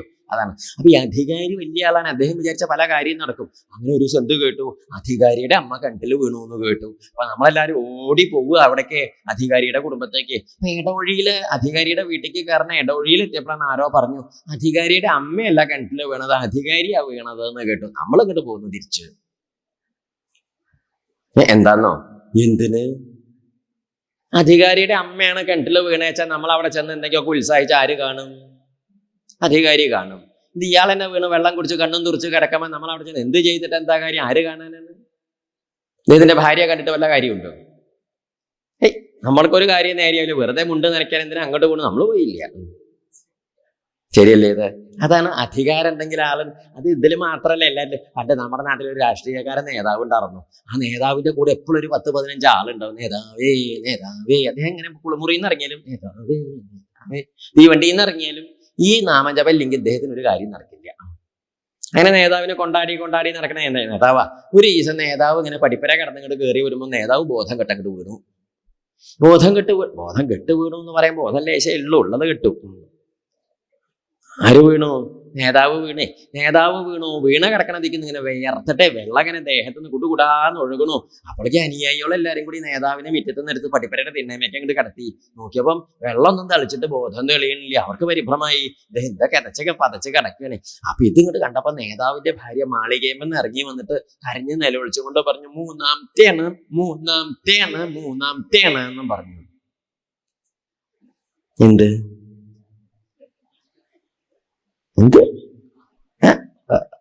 ദോശയും കാപ്പിയും ഊണുമല്ല, മൂന്നാമത്തെ എന്നൊക്കെ പറയും, തെറ്റിദ്ധരിക്കും. മനസ്സിലാവുണ്ടല്ലേ കുറേശ്ശെയൊക്കെ? അത്രയൊക്കെ മതി. ആദ്യമായാലും വിഷമാണേ. മൂന്നാമത്തെയാണെന്ന്. അപ്പോഴേക്ക് വണ്ടി വിളിക്കൂ ആസ്പത്രിക്ക് കൊണ്ടുപോകാനേ. അപ്പോഴേക്കൊരു വലിയ കാറ് വിളിച്ചിട്ട് നേതാവിനെ കാറിലേക്ക് ഇങ്ങോട്ട് കയറ്റാൻ വിലങ്ങനെ എടുത്ത് കയറ്റാൻ നോക്കിയപ്പം കാറ് നിറയാൻ ഈ അയ്യോള്. നേതാവിനെ കയറ്റാൻ സ്ഥലമില്ല. അനുയായികളെല്ലാരും കൂടി ഇങ്ങോട്ട് കയറി കൂടിയിട്ടേ. അപ്പൊ ചെന്ന് ഇപ്പുറത്ത് വന്നിട്ട് വാദിക്കുന്ന മറ്റവനോട് പറഞ്ഞു, ഗോവിന്ദൻകുട്ടിയെ താനൊന്നിറങ്ങും, നേതാവിന് ഇന്ന് കയറ്റാൻ ഒന്നിറങ്ങും എന്ന് പറഞ്ഞു. അപ്പൊ ഗോവിന്ദൻകുട്ടി ചോദിച്ചു, എടാ താൻ എന്ത് മനസ്സിലാക്കിയിട്ടാ എന്നോട് സംസാരിക്കണത്? എന്നോട് ഇറങ്ങാൻ താൻ വലിയ കാര്യമായിട്ട് പറഞ്ഞില്ലേ? നിനക്ക് വല്ലതും അറിയോ എന്നെ കുറിച്ച്? ഞാനും നേതാവ് എങ്ങനെ വളർന്നതാണെന്ന് അറിയോ? ഇല്ല, അറിയില്ല. നേതാവ് ഇടത്തെ കാലിന്റെ തൊടയമ്പലും ഞാൻ വലത്തെ കാലിന്റെ തൊടയമ്പലാ മൂത്രം ഒഴിച്ചതെന്നും പറഞ്ഞു. മനസ്സിലായില്ല? എന്ത് മൂത്ത? കുട്ടിക്കാലത്തെ നമ്മുടെ ഒരു കാലിന്റെ തൊടയമ്പില് നേതാവും ഒരു കാലിന്റെ തൊടയമ്പില് ഗോവിന്ദൻകുട്ടി, രണ്ടാളും കൂടി മത്സരിച്ച് മൂത്രമൊഴിക്കുകയായിരുന്നു. അങ്ങനെ ഒരമ്മ പെറ്റ മക്കളെ പോലെ വളർന്നവരാണ് ഞങ്ങൾ. ഞാൻ എണീക്കുമെന്ന് ഇല്ല ഇവൻ എണീക്കാൻ നിവൃത്തി കാണാനില്ല. എന്താ കാരണം? അങ്ങനെ മൂത്രമൊഴിച്ചതാണല്ലോ. എണീക്കില്ല. ഇനിയിപ്പൊ അവനോട് പറഞ്ഞിട്ട് കാര്യമില്ല. നേരെ ഇപ്പുറത്ത് വന്ന് ഈ വക്കത്ത് ഇരിക്കണ കുഞ്ഞൂട്ടനോട് പറഞ്ഞു, കുഞ്ഞൂട്ട ഒന്ന് എണീക്കോ, നേതാവിനെ കയറ്റാൻ ഒന്ന് എണീക്കോ. കുഞ്ഞൂട്ടൻ ചോദിച്ചു, എടാ താൻ എന്ത് കണ്ടിട്ട് എന്നോട് എണീക്കാൻ പറയണത്? ഞാനും നേതാവും തമ്മിലുള്ള ബന്ധം തനിക്ക് ഇഷ്ടമുണ്ടോ ചോദിച്ചു. നിശ്ചല്യ എന്നാ കേട്ടോളൂ പറയാം. 1ാം ക്ലാസ് തൊട്ട് 6ാം ക്ലാസ് വരെ 16 കൊല്ലം ഒരു ബെഞ്ചുമ്മലിരുന്ന് പഠിച്ചതാ ഞങ്ങള്. ഞാൻ എണീക്കോ ചോദിച്ചു. ഉണ്ടാവില്ല. അപ്പൊക്കെ വേറെ ഇറങ്ങിയിട്ടുണ്ടാവും. ഇത്രയൊക്കെ കാലം അങ്ങനെ ഇരിക്കുമ്പോ എന്തായാലും വേര് പിടിക്കുമല്ലോ. 16 കൊല്ലൊക്കെ. ശരിയല്ലേ ഇത്? അപ്പൊ എന്തായാലും ഇങ്ങനെ നോക്കുമ്പോ എല്ലാവർക്കും നല്ല ബന്ധാണ്. അപ്പൊ എന്ത് ചെയ്യട്ടെ, എന്നാ കാറ് പോട്ടെ എന്നും പറഞ്ഞു. കാറ് പോയി. നേതാവ് ധൃതി കൂട്ടരുത് പറയാം, നേതാവ് അവിടെ ഉണ്ട്. ധൃതി കൂട്ടുക, നേതാവ് എന്തായി? വണ്ടി പോയി. എന്ത് ചെയ്യും നേതാവിനെ ഇങ്ങനെ ആലോചിച്ചിരിക്കുമ്പോഴാണ് വടക്കേല മുട്ടയമ്മയുടെ പറമ്പിൽ വിറകിറക്കാൻ വന്ന് മറ്റേ ഓട്ടോറിക്ഷ ഉണ്ട്. ആ പിന്നാക്കം തുറഞ്ഞ ഒരു ഓട്ടോറിക്ഷയില്ലേ, വിറകുണ്ട് പറഞ്ഞ ഓട്ടോറിക്ഷയില്ലേ, അത് വന്നിരിക്കണം. അതിൽ വിറകിറക്കി കഴിഞ്ഞ് ഓട്ടോറിക്ഷ അവിടെ നിന്ന് തിരിച്ചു പോകാൻ പുറപ്പെട്ട നമ്മളെ കൈയൊട്ടി വിളിച്ചു, വരിക എന്ന് പറഞ്ഞാൽ ഓട്ടോറിക്ഷ വന്നു. ആ വിറക് കൊണ്ടുപോകണം ഓട്ടോറിക്ഷയിലെ നേതാവിനെ കയറ്റി അങ്ങോട്ട് കൊണ്ടുപോയി ആസ്പത്രിക്ക്. അതായത് നമുക്ക് ആസ്പത്രിക്ക് അങ്ങോട്ട് കൊണ്ടുപോകുമ്പോൾ ഏത് വണ്ടിയിലും കൊണ്ടുപോകുക, കാളവണ്ടിയിലും കൊണ്ടുപോകും. ഇങ്ങോട്ട് കൊണ്ടുവരുമ്പോഴേ മറ്റേ വണ്ടി വേണ്ടു. ഏത് വണ്ടി? ആ നിലവിളിക്കണ വണ്ടിയില്ലേ, അങ്ങോട്ട് കൊണ്ടുപോകുമ്പോൾ നമുക്ക് ഏതിലും കൊണ്ടുപോകാം. കണ്ടതിലും കിട്ടിയതിലും ഒക്കെ പെറുക്കിയിട്ട് കൊണ്ടുപോകാം. തിരിച്ചു കൊണ്ടുവരുമ്പോൾ അങ്ങനെ പറ്റില്ല. എന്തെന്നെ വേണം? എന്തെങ്കിലും ആവട്ടെ. ആശുപത്രിക്ക് കൊണ്ടുപോയി. അപ്പൊ നേതാവിനെ രണ്ടാമത് ഓട്ടോറിക്ഷ അങ്ങനെ ഏങ്ങി വലിഞ്ഞ് കയറ്റാൻ കയറിയൊക്കെ വന്നപ്പോഴേക്ക് നേതാവിന്റെ കാറ് അനുയായികളും ആസ്പത്രിയിലുണ്ട്. അപ്പൊ നേതാവിനെ ഇങ്ങോട്ട് വിലങ്ങനെ ഇങ്ങോട്ട് എടുത്തുകൊണ്ട് വരുമ്പോ അനുയായികള് നേതാവേ അവിടെ ഉണ്ട് കേട്ടോ. അത് ഏത് ആളുണ്ടായി. അങ്ങനെ നേതാവിനെ വിളിച്ചു. അവരങ്ങനെ വലിയ മുദ്രാവാക്യമൊക്കെ വിളിച്ചിരിക്കുമ്പോൾ നേതാവിനെ വിലങ്ങനെ എടുത്ത് കൊണ്ടുപോയിട്ട് അവിടെ ആ മേശമ്പലം അങ്ങോട്ട് കിടത്തി. ഡോക്ടർ ആ ചവിട്ടിൽ കോലൊക്കെ തിരികിയിട്ട് നല്ലോണം പരിശോധിച്ചു നോക്കിയിട്ട് അദ്ദേഹം ചവിട്ടിൽ തിരികെ കോല് പുറത്തേക്ക് എടുത്തിട്ട് ചോദിച്ചു, നേതാവിനെ ആരാ കൊണ്ടുവന്നത് ചോദിച്ചു. അപ്പൊ ഈ അനുയായികളോ പറഞ്ഞു, സാറേ ഞങ്ങളാ കൊണ്ടുവന്നത് എന്ന് പറഞ്ഞു. അപ്പൊ ചോദിച്ചു, എങ്ങനെയാ കൊണ്ടുവന്നത്? വിറക് കൊണ്ടുവരണം ഓട്ടോറിക്ഷയിലെ സാറേ കൊണ്ടുവന്നത് എന്നും പറഞ്ഞു. അപ്പൊ ഡോക്ടർ ചോദിച്ചു, എന്നിട്ട് ഓട്ടോറിക്ഷ മടങ്ങിയോ ചോദിച്ചു. ഇല്ല, ഓട്ടോറിക്ഷ ഇവിടെ ഉണ്ടാകുന്നെന്നും പറഞ്ഞു. ഒരു കാര്യം ചെയ്തോളൂ, ഓട്ടോറിക്ഷയിൽ വിറക് കയറ്റി നിങ്ങൾ കുറച്ച് ആൾക്കാർ മുമ്പിൽ പോയിക്കോളൂ, നേതാവിന് ഞാൻ മറ്റേ വണ്ടിയിൽ അയക്കാമെന്നും പറഞ്ഞു. മനസ്സിലായില്ല? അതത്ര മനസ്സിലായാൽ മതി. എന്താ പറഞ്ഞതിന്റെ അർത്ഥം? നേതാവ് വിറകമിക്കായി അർത്ഥം. അതാണ് അധികാരം ഉണ്ടോ ആളുണ്ടാവും, പദവി ഉണ്ടോ ആളുണ്ടാവും, പണം ഉണ്ടോ ആളുണ്ടാവും, പ്രശസ്തി ഉണ്ടോ ആളുണ്ടാവും, ഇല്ലെങ്കിൽ ആരെങ്കിലും ഉണ്ടാവുമോ? ഇപ്പതാ മാവ് പൂത്തു, മാങ്ങ ഇങ്ങോട്ട് ഉണ്ടായി, മാമ്പഴങ്ങൾ ധാരാളം ഉണ്ടായാൽ സകലരും എവിടെ ഉണ്ടാവും? കസേരയിട്ടിട്ട്. ആണും ഉണ്ടാവും, പെണ്ണും ഉണ്ടാവും, കുട്ടികളും കാരണവന്മാരും ചെറുപ്പക്കാരും എല്ലാവരും ഉണ്ടാവും. അതിന്റെ ചോട്ട് കാക്കി ഉണ്ടാവും, പ്രാണികളും ഉണ്ടാവും, ജന്തുക്കളും ഉണ്ടാവും, അണ്ണാനും ഉണ്ടാവും, കുരങ്ങന്മാരുടെ അവരും ഉണ്ടാവും, എല്ലാവരും ഉണ്ടാവും. എന്തല്ലേ കുറച്ചു കാലം മാവിന്റെ ചോട്ടിൽ ഉത്സവമാണ്. അത് കഴിഞ്ഞാൽ കർക്കിടക മാസത്തിൽ മാവിന്റെ ചോട്ടിക്ക് പോയി നോക്കും, മാവോ എവിടുത്തെ മാവോ കണ്ടാൽ തന്നെ മനസ്സിലാവില്ല. ഇപ്പൊ മാവിനെ കണ്ടാൽ മനസ്സിലാവും, എന്താ കാരണം പൂത്ത് തുടങ്ങിയിരിക്കണേ. ശരിയല്ലേ? ഇത് അതാണ്, എന്തെങ്കിലുമൊക്കെ ഉണ്ടെങ്കിൽ ആരെങ്കിലുമൊക്കെ ഉണ്ടാവുള്ളൂ, ഒന്നും ഇല്ലെങ്കിൽ ആരും ഉണ്ടാവില്ല. ഇതൊക്കെ മനസ്സിലാക്കി വെക്കണം കേട്ടോ. അതുകൊണ്ട് കണ്ടതും കേട്ടതൊന്നും ധരിച്ചിട്ട് വലിയ കേമത്രം കാണിക്കാൻ പുറപ്പെടണ്ട. ആരും ഉണ്ടാവില്ല, നമുക്ക് എന്തെങ്കിലുമൊക്കെ ശരിയല്ലേ, നമുക്ക് തന്നെ തോന്നിയിട്ടില്ല ഒന്നും ഇല്ല എന്ന്, ചിലപ്പോ ഒക്കെ ആരും ഉണ്ടാവില്ല എന്ന്. അതാണ് ഇന്ദ്രന് ഇപ്പൊ അധികാരമില്ലായ കാരണം ഇന്ദ്രന്റെ ആ ബ്രഹ്മഹത്യ പിടിച്ചു വാങ്ങാനൊന്നും ആരും വന്നില്ല. മുമ്പ് വന്നോ ഇതുണ്ടായത്? ഇന്ദ്രൻ ഗതികെട്ട കഷ്ടത്തിലായിട്ട് താമരത്തണ്ടിന്റെ ഉള്ളിലെ മാനസ സരസിൽ കഴിച്ചു കൂട്ടണ കാലത്ത് ദേവലോകം ഭരിക്കാൻ ആളില്ലാതെയായി. അതാണ് ബുദ്ധിമുട്ടേ. എന്തു ചെയ്യും? അപ്പോഴാണ് നോക്കിയപ്പം ഭൂമിയിൽ യോഗ്യനായിട്ട് ഒരാളുണ്ട്. അദ്ദേഹത്തിന്റെ പേര് നഹുഷൻ എന്ന് പറഞ്ഞു. അങ്ങനെ നഹുഷനെ കൊണ്ടുവന്ന് ദേവരാജാവായിട്ട് വാഴിച്ചു. ഈ നഹുഷൻ ദേവലോകത്ത് വന്ന് ദേവരാജാവായിട്ട് വാഴാനായിട്ട് വന്ന കസേരയിൽ വന്നിങ്ങോട്ട് ഇരുന്നിട്ടേ ഉള്ളൂ. ഇപ്പത്തെ വന്നിങ്ങോട്ട് അപ്പോയിന്റ്മെന്റ് കഴിഞ്ഞിട്ടേ ഉള്ളൂ. ഒക്കെ കൊഴുന്നോ ഒക്കെ കൊടുത്ത അവിടെ വന്ന് കയറി കസേരയിൽ അങ്ങോട്ട് ഇരുന്നതാ. കസേരയിൽ ഇങ്ങനെ ഇരുന്ന് നമ്മുടെ പുതിയ ദേവേന്ദ്രൻ ആരാണ്? നഹുഷൻ. ഈ ദേവേന്ദ്രൻ എന്നും പറഞ്ഞ ഒരാളുടെ പേരല്ല കേട്ടോ, സ്ഥാനപ്പേരാണത്. മുഖ്യമന്ത്രി, പ്രധാനമന്ത്രി, പ്രസിഡന്റ് എന്നൊക്കെ പറഞ്ഞാൽ കുട്ടികൾക്ക് പേരിടുന്ന പേരാത്, സ്ഥാനപ്പേരാണേ. ആ സ്ഥാനത്ത് ആരിരുന്നാൽ അദ്ദേഹത്തിന്റെ പേരെന്താണ്? അവിടുന്ന് എണീക്കണത് വരെ ആ പേര് വിളിക്കും. എണീറ്റ് പോയാൽ പിന്നെ വേറെ എന്തെങ്കിലും വിളിക്കും. അങ്ങനെയല്ലേ പതിവ്? അപ്പൊ ഇന്ദ്രന്റെ പദവിയിൽ അവിടെ ഇരിക്കുമ്പോ കസേരയിൽ ഇരുന്ന ഇന്ദ്രൻ എന്ന് വിളിക്കും. അങ്ങനെയാണ് പതിവ്. അപ്പൊ നഹുഷനാണ് കസേരയിൽ ഇരിക്കുന്നത്, അതുകൊണ്ട് നഹുഷനെയാണ് അപ്പൊ ഇന്ദ്ര എന്ന് വിളിക്കുന്നത്. ഈ നഹുഷൻ ഇന്ദ്രപദവിയിൽ ഇരിക്കാനായിട്ട് വന്ന ഇന്ദ്രപദവിയിൽ ഇങ്ങോട്ട് ഇരിക്കണേ. അപ്പൊ അവിടെ ഇരുന്നപ്പോ ഇന്ദ്രൻ എന്താ ചെയ്തു വെച്ചാൽ താൻ ഇരിക്കണ കസേരയിലേക്ക് എന്ത് നോക്കി, കസേര നല്ല വിസ്താരണ്ടേ. അപ്പൊ നമ്മുടെ ഇന്ദ്രൻ മന്ത്രിയോട് ചോദിച്ചു, പുതിയ ഇന്ദ്രൻ നഹുഷനെ മന്ത്രിയോട് ചോദിച്ചു, മന്ത്രി സത്തമാ, എന്താ ഈ കസേരയ്ക്ക് ഇത്ര വലിയ നീളം? നമ്മുടെ പഴയ ഇന്ദ്രൻ രാത്രി ഇവിടെ തന്നെയാണോ കിടന്നുറങ്ങുന്ന പതിവ് ചോദിച്ചു. വലിയ കട്ടലിന്റെ നീളണ്ടേ. അപ്പൊ പറഞ്ഞു, അങ്ങനെയല്ല തിരുമനസ്സേ, പിന്നെ എന്താ അതിന് എത്ര നീളം ചോദിച്ചു. അപ്പൊ പറഞ്ഞു, അത് ഇന്ദ്രൻ മാത്രല്ല ഇന്ദ്രാണിയും കൂടി കസേരയിൽ ഇരിക്കാൻ, അങ്ങനെ രണ്ടാൾക്കും കൂടി നല്ലോണം വിസ്തരിച്ചിരിക്കാനാണ് കസേര വലിയ കസേരയായിട്ട് പണിതത് എന്നും പറഞ്ഞു. അപ്പൊ നമ്മുടെ പുതിയ ഇന്ദ്രൻ നഹുഷൻ ചോദിച്ചു, എന്നിട്ട് ആ ആണി എവിടെയോ ചോദിച്ചു. ഏതാണി? ഇന്ദ്രാണി എവിടെയെന്ന്. അപ്പൊ പറഞ്ഞു, അയ്യോ ഇന്ദ്രാണി ഇപ്പൊ ഇങ്ങോട്ട് വരാറില്ല, ഭർത്താവ് പോയതിന്റെ ശേഷം ഇപ്പം അന്തഃപുരത്തിൽ ഇങ്ങനെ ഇരിക്കുകയാണ്, ഭർത്താവ് ഇല്ലാത്തതുകൊണ്ട് പുറത്തേക്ക് വരാറില്ല എന്നും പറഞ്ഞു. അപ്പൊ നമ്മുടെ പുതിയ ഇന്ദ്രൻ പറഞ്ഞു, എന്നാ ഇന്ദ്രാണിയോട് പറയൂ, നോം ഇവിടെ ഉണ്ട്, ഇങ്ങോട്ട് വന്നോളാൻ പറയൂ എന്നും പറഞ്ഞു. എങ്ങനെയുണ്ട് ഈ വർത്തമാനം? ഇന്ദ്രാണിയുടെ അടുത്ത് പോയിട്ട് മന്ത്രി പറഞ്ഞു. അപ്പൊ മന്ത്രി ഇങ്ങനെ പറഞ്ഞപ്പോ ഇന്ദ്രാണി പറഞ്ഞു, ഇല്ല, ഭർത്താവ് ഇല്ലാത്ത സമയത്ത് നോം അങ്ങോട്ട് വരില്ല എന്ന് പറഞ്ഞോളൂ, ഭർത്താവ് ഇല്ലായ സമയത്ത് അങ്ങോട്ട് വരില്ല, പുറത്തേക്ക് കൊട്ടാരത്തേക്ക് വരില്ല എന്ന് പറഞ്ഞോളൂ എന്ന് പറഞ്ഞു. ഈ ഇന്ദ്രാണി പറഞ്ഞ വർത്തമാനം മന്ത്രി പോയിട്ട് ആരോട് പറഞ്ഞു? നഹുഷനോട് പറഞ്ഞു. അപ്പൊ നഹുഷൻ പറഞ്ഞു, ഇന്ദ്രാണിക്ക് ഇങ്ങോട്ട് വരാൻ ബുദ്ധിമുട്ടാച്ചാൽ നോം അങ്ങോട്ട് വരാന്ന് പറയൂ എന്ന് പറഞ്ഞു. നന്ന്. ഇത് ഇന്ദ്രാണിയോട് മന്ത്രി പോയി പറഞ്ഞു. ഇത് കേട്ടപ്പം ഇന്ദ്രാണിക്ക് കാര്യം മനസ്സിലായി. ഈ സൂക്കറിനൊക്കെ നല്ലോണം മരുന്ന് ആദ്യം കൊടുക്കണം, അല്ലെങ്കിൽ പിന്നെ വല്ലാതെ ഇങ്ങോട്ട് വയ്യാണ്ടേ പോകും. ഇന്ദ്രാണിയുടെ ബുദ്ധിയൊക്കെ കണ്ട തൊഴുതു പോകും. ഇന്ദ്രാണി കാണിക്കണ ഈ ജാതി ബുദ്ധിയൊക്കെ നമ്മുടെ നാട്ടിലെ പെണ്ണുങ്ങൾക്കൊക്കെ ഉണ്ടാർന്നു വെച്ചാൽ എന്തായാലും ഇന്ദ്രാണിയൊക്കെ തൊഴാൻ തോന്നണില്ലേ, കേട്ടാ തൊഴാൻ തോന്നുന്നു. നല്ല മിടുക്കി. ഇന്ദ്രാണി എന്ത് പറഞ്ഞു? എന്താ ചെയ്യണത്? തൻ്റെ അടുത്തേക്ക് ഇങ്ങോട്ട് വരാൻ ചീത്തല്ലേ പറയണതൊക്കെ, അന്യന്റെ ഭാര്യയുടെ അടുത്തേക്ക്. മോശം ഇല്ലേ, എന്തൊരു കഷ്ടാണ്. മോശം തന്നെ. അപ്പൊ ഇന്ദ്രാണി നല്ല ബുദ്ധിമതിയായിരുന്നു.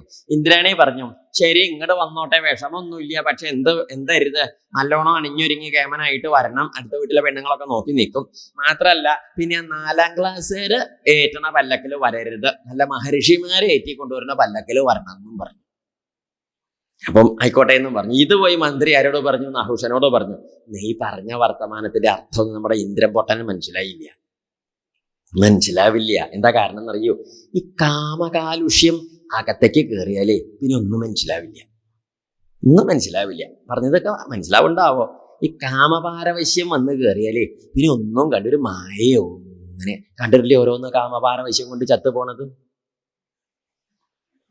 ഒന്നും മനസ്സിലാവില്ല, വകതിരിവുണ്ടാവില്ല, സത്യേതാ മിഥ്യേതാ, നല്ലതേതാ ചീത്തയേതാ, ചതിയേതാ വഞ്ചനയേതാ, ഒന്നും മനസ്സിലാവില്ല. എന്താ കാരണം? ഒരു ലഹരിയാണ്. ഒരു ലഹരിയിൽ അങ്ങനെ നടക്കും. ആ കാമഭാരവശിയുള്ള കൂട്ടിനോട് നമ്മൾ ഒന്നും പറഞ്ഞാൽ അവർക്കും മനസ്സിലാവും. അവർ നമ്മൾ പറയുന്നതൊക്കെ കേൾക്കുന്നല്ലാതെ ഒന്നും ചെവിട്ടിക്ക് പോയിട്ടുണ്ടാവില്ല.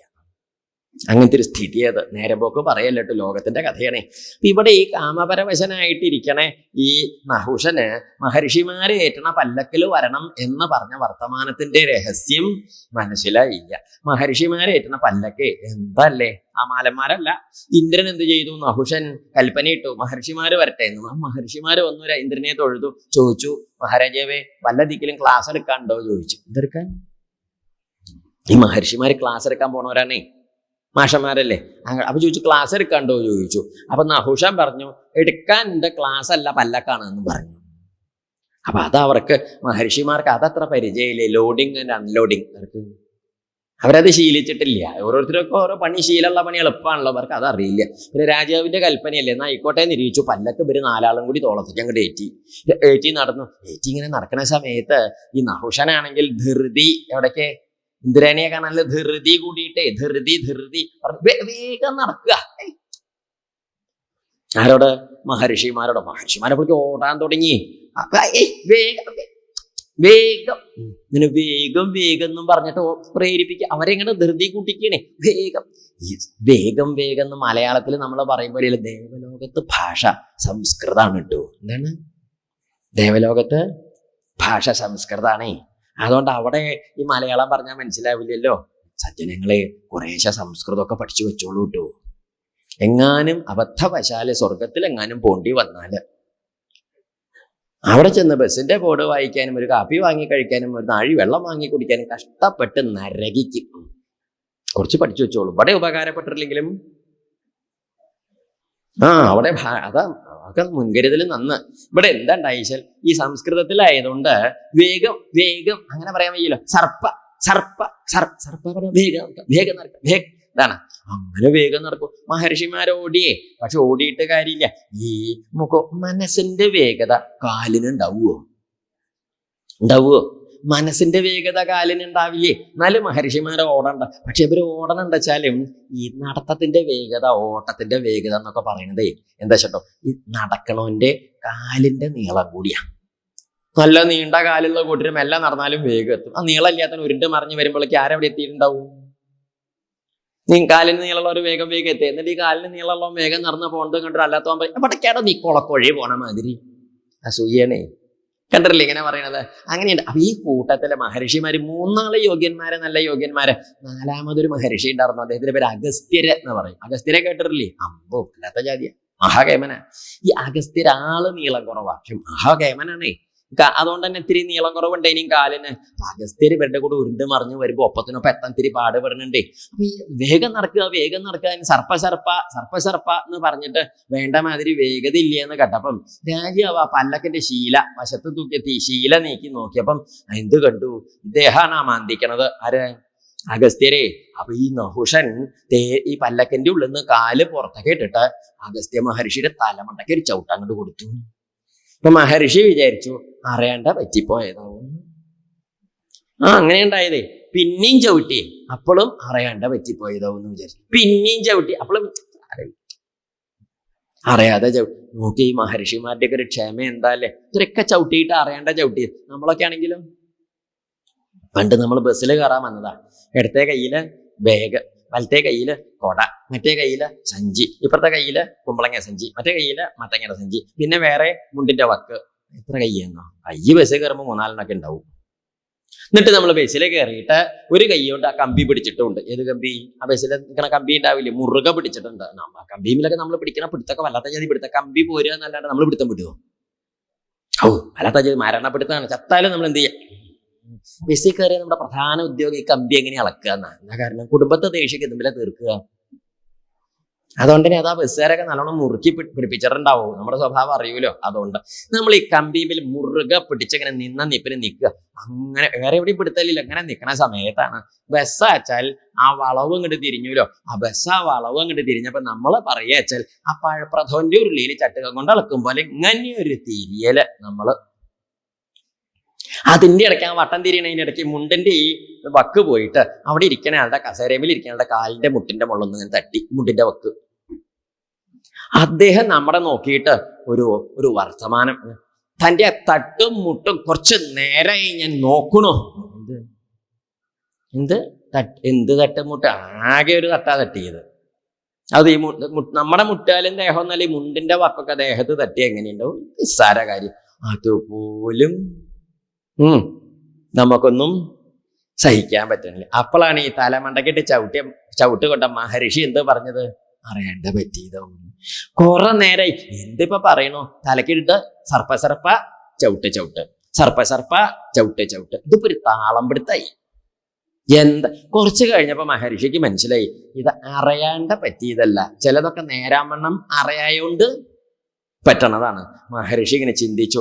ഇന്ന് ദേവലോകത്ത് വന്ന് ദേവരാജാവായി വന്ന ആളാണ് ഈ നഹുഷൻ. ഇവിടെ വന്നപ്പോഴേക്ക് തന്നെ മഹർഷിമാരുടെ മണ്ടക്കിട്ട് ചവിട്ടി വെച്ചാൽ ഇവൻ നാളെ എവിടെയൊക്കെ ചവിട്ടാൻ മടിക്കില്ല.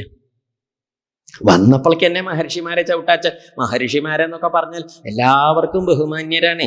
അപ്പൊ എല്ലാവർക്കും പൂജ്യന്മാരായ ഈ മഹർഷിമാരെയൊക്കെ ഇങ്ങനെ തലക്കി ചവിട്ടിയിട്ട് അപമാനിക്കാച്ചാൽ ആരെയും ചവിട്ടി അപമാനിക്കാൻ മടിക്കാത്തവനല്ലേ ഇവൻ.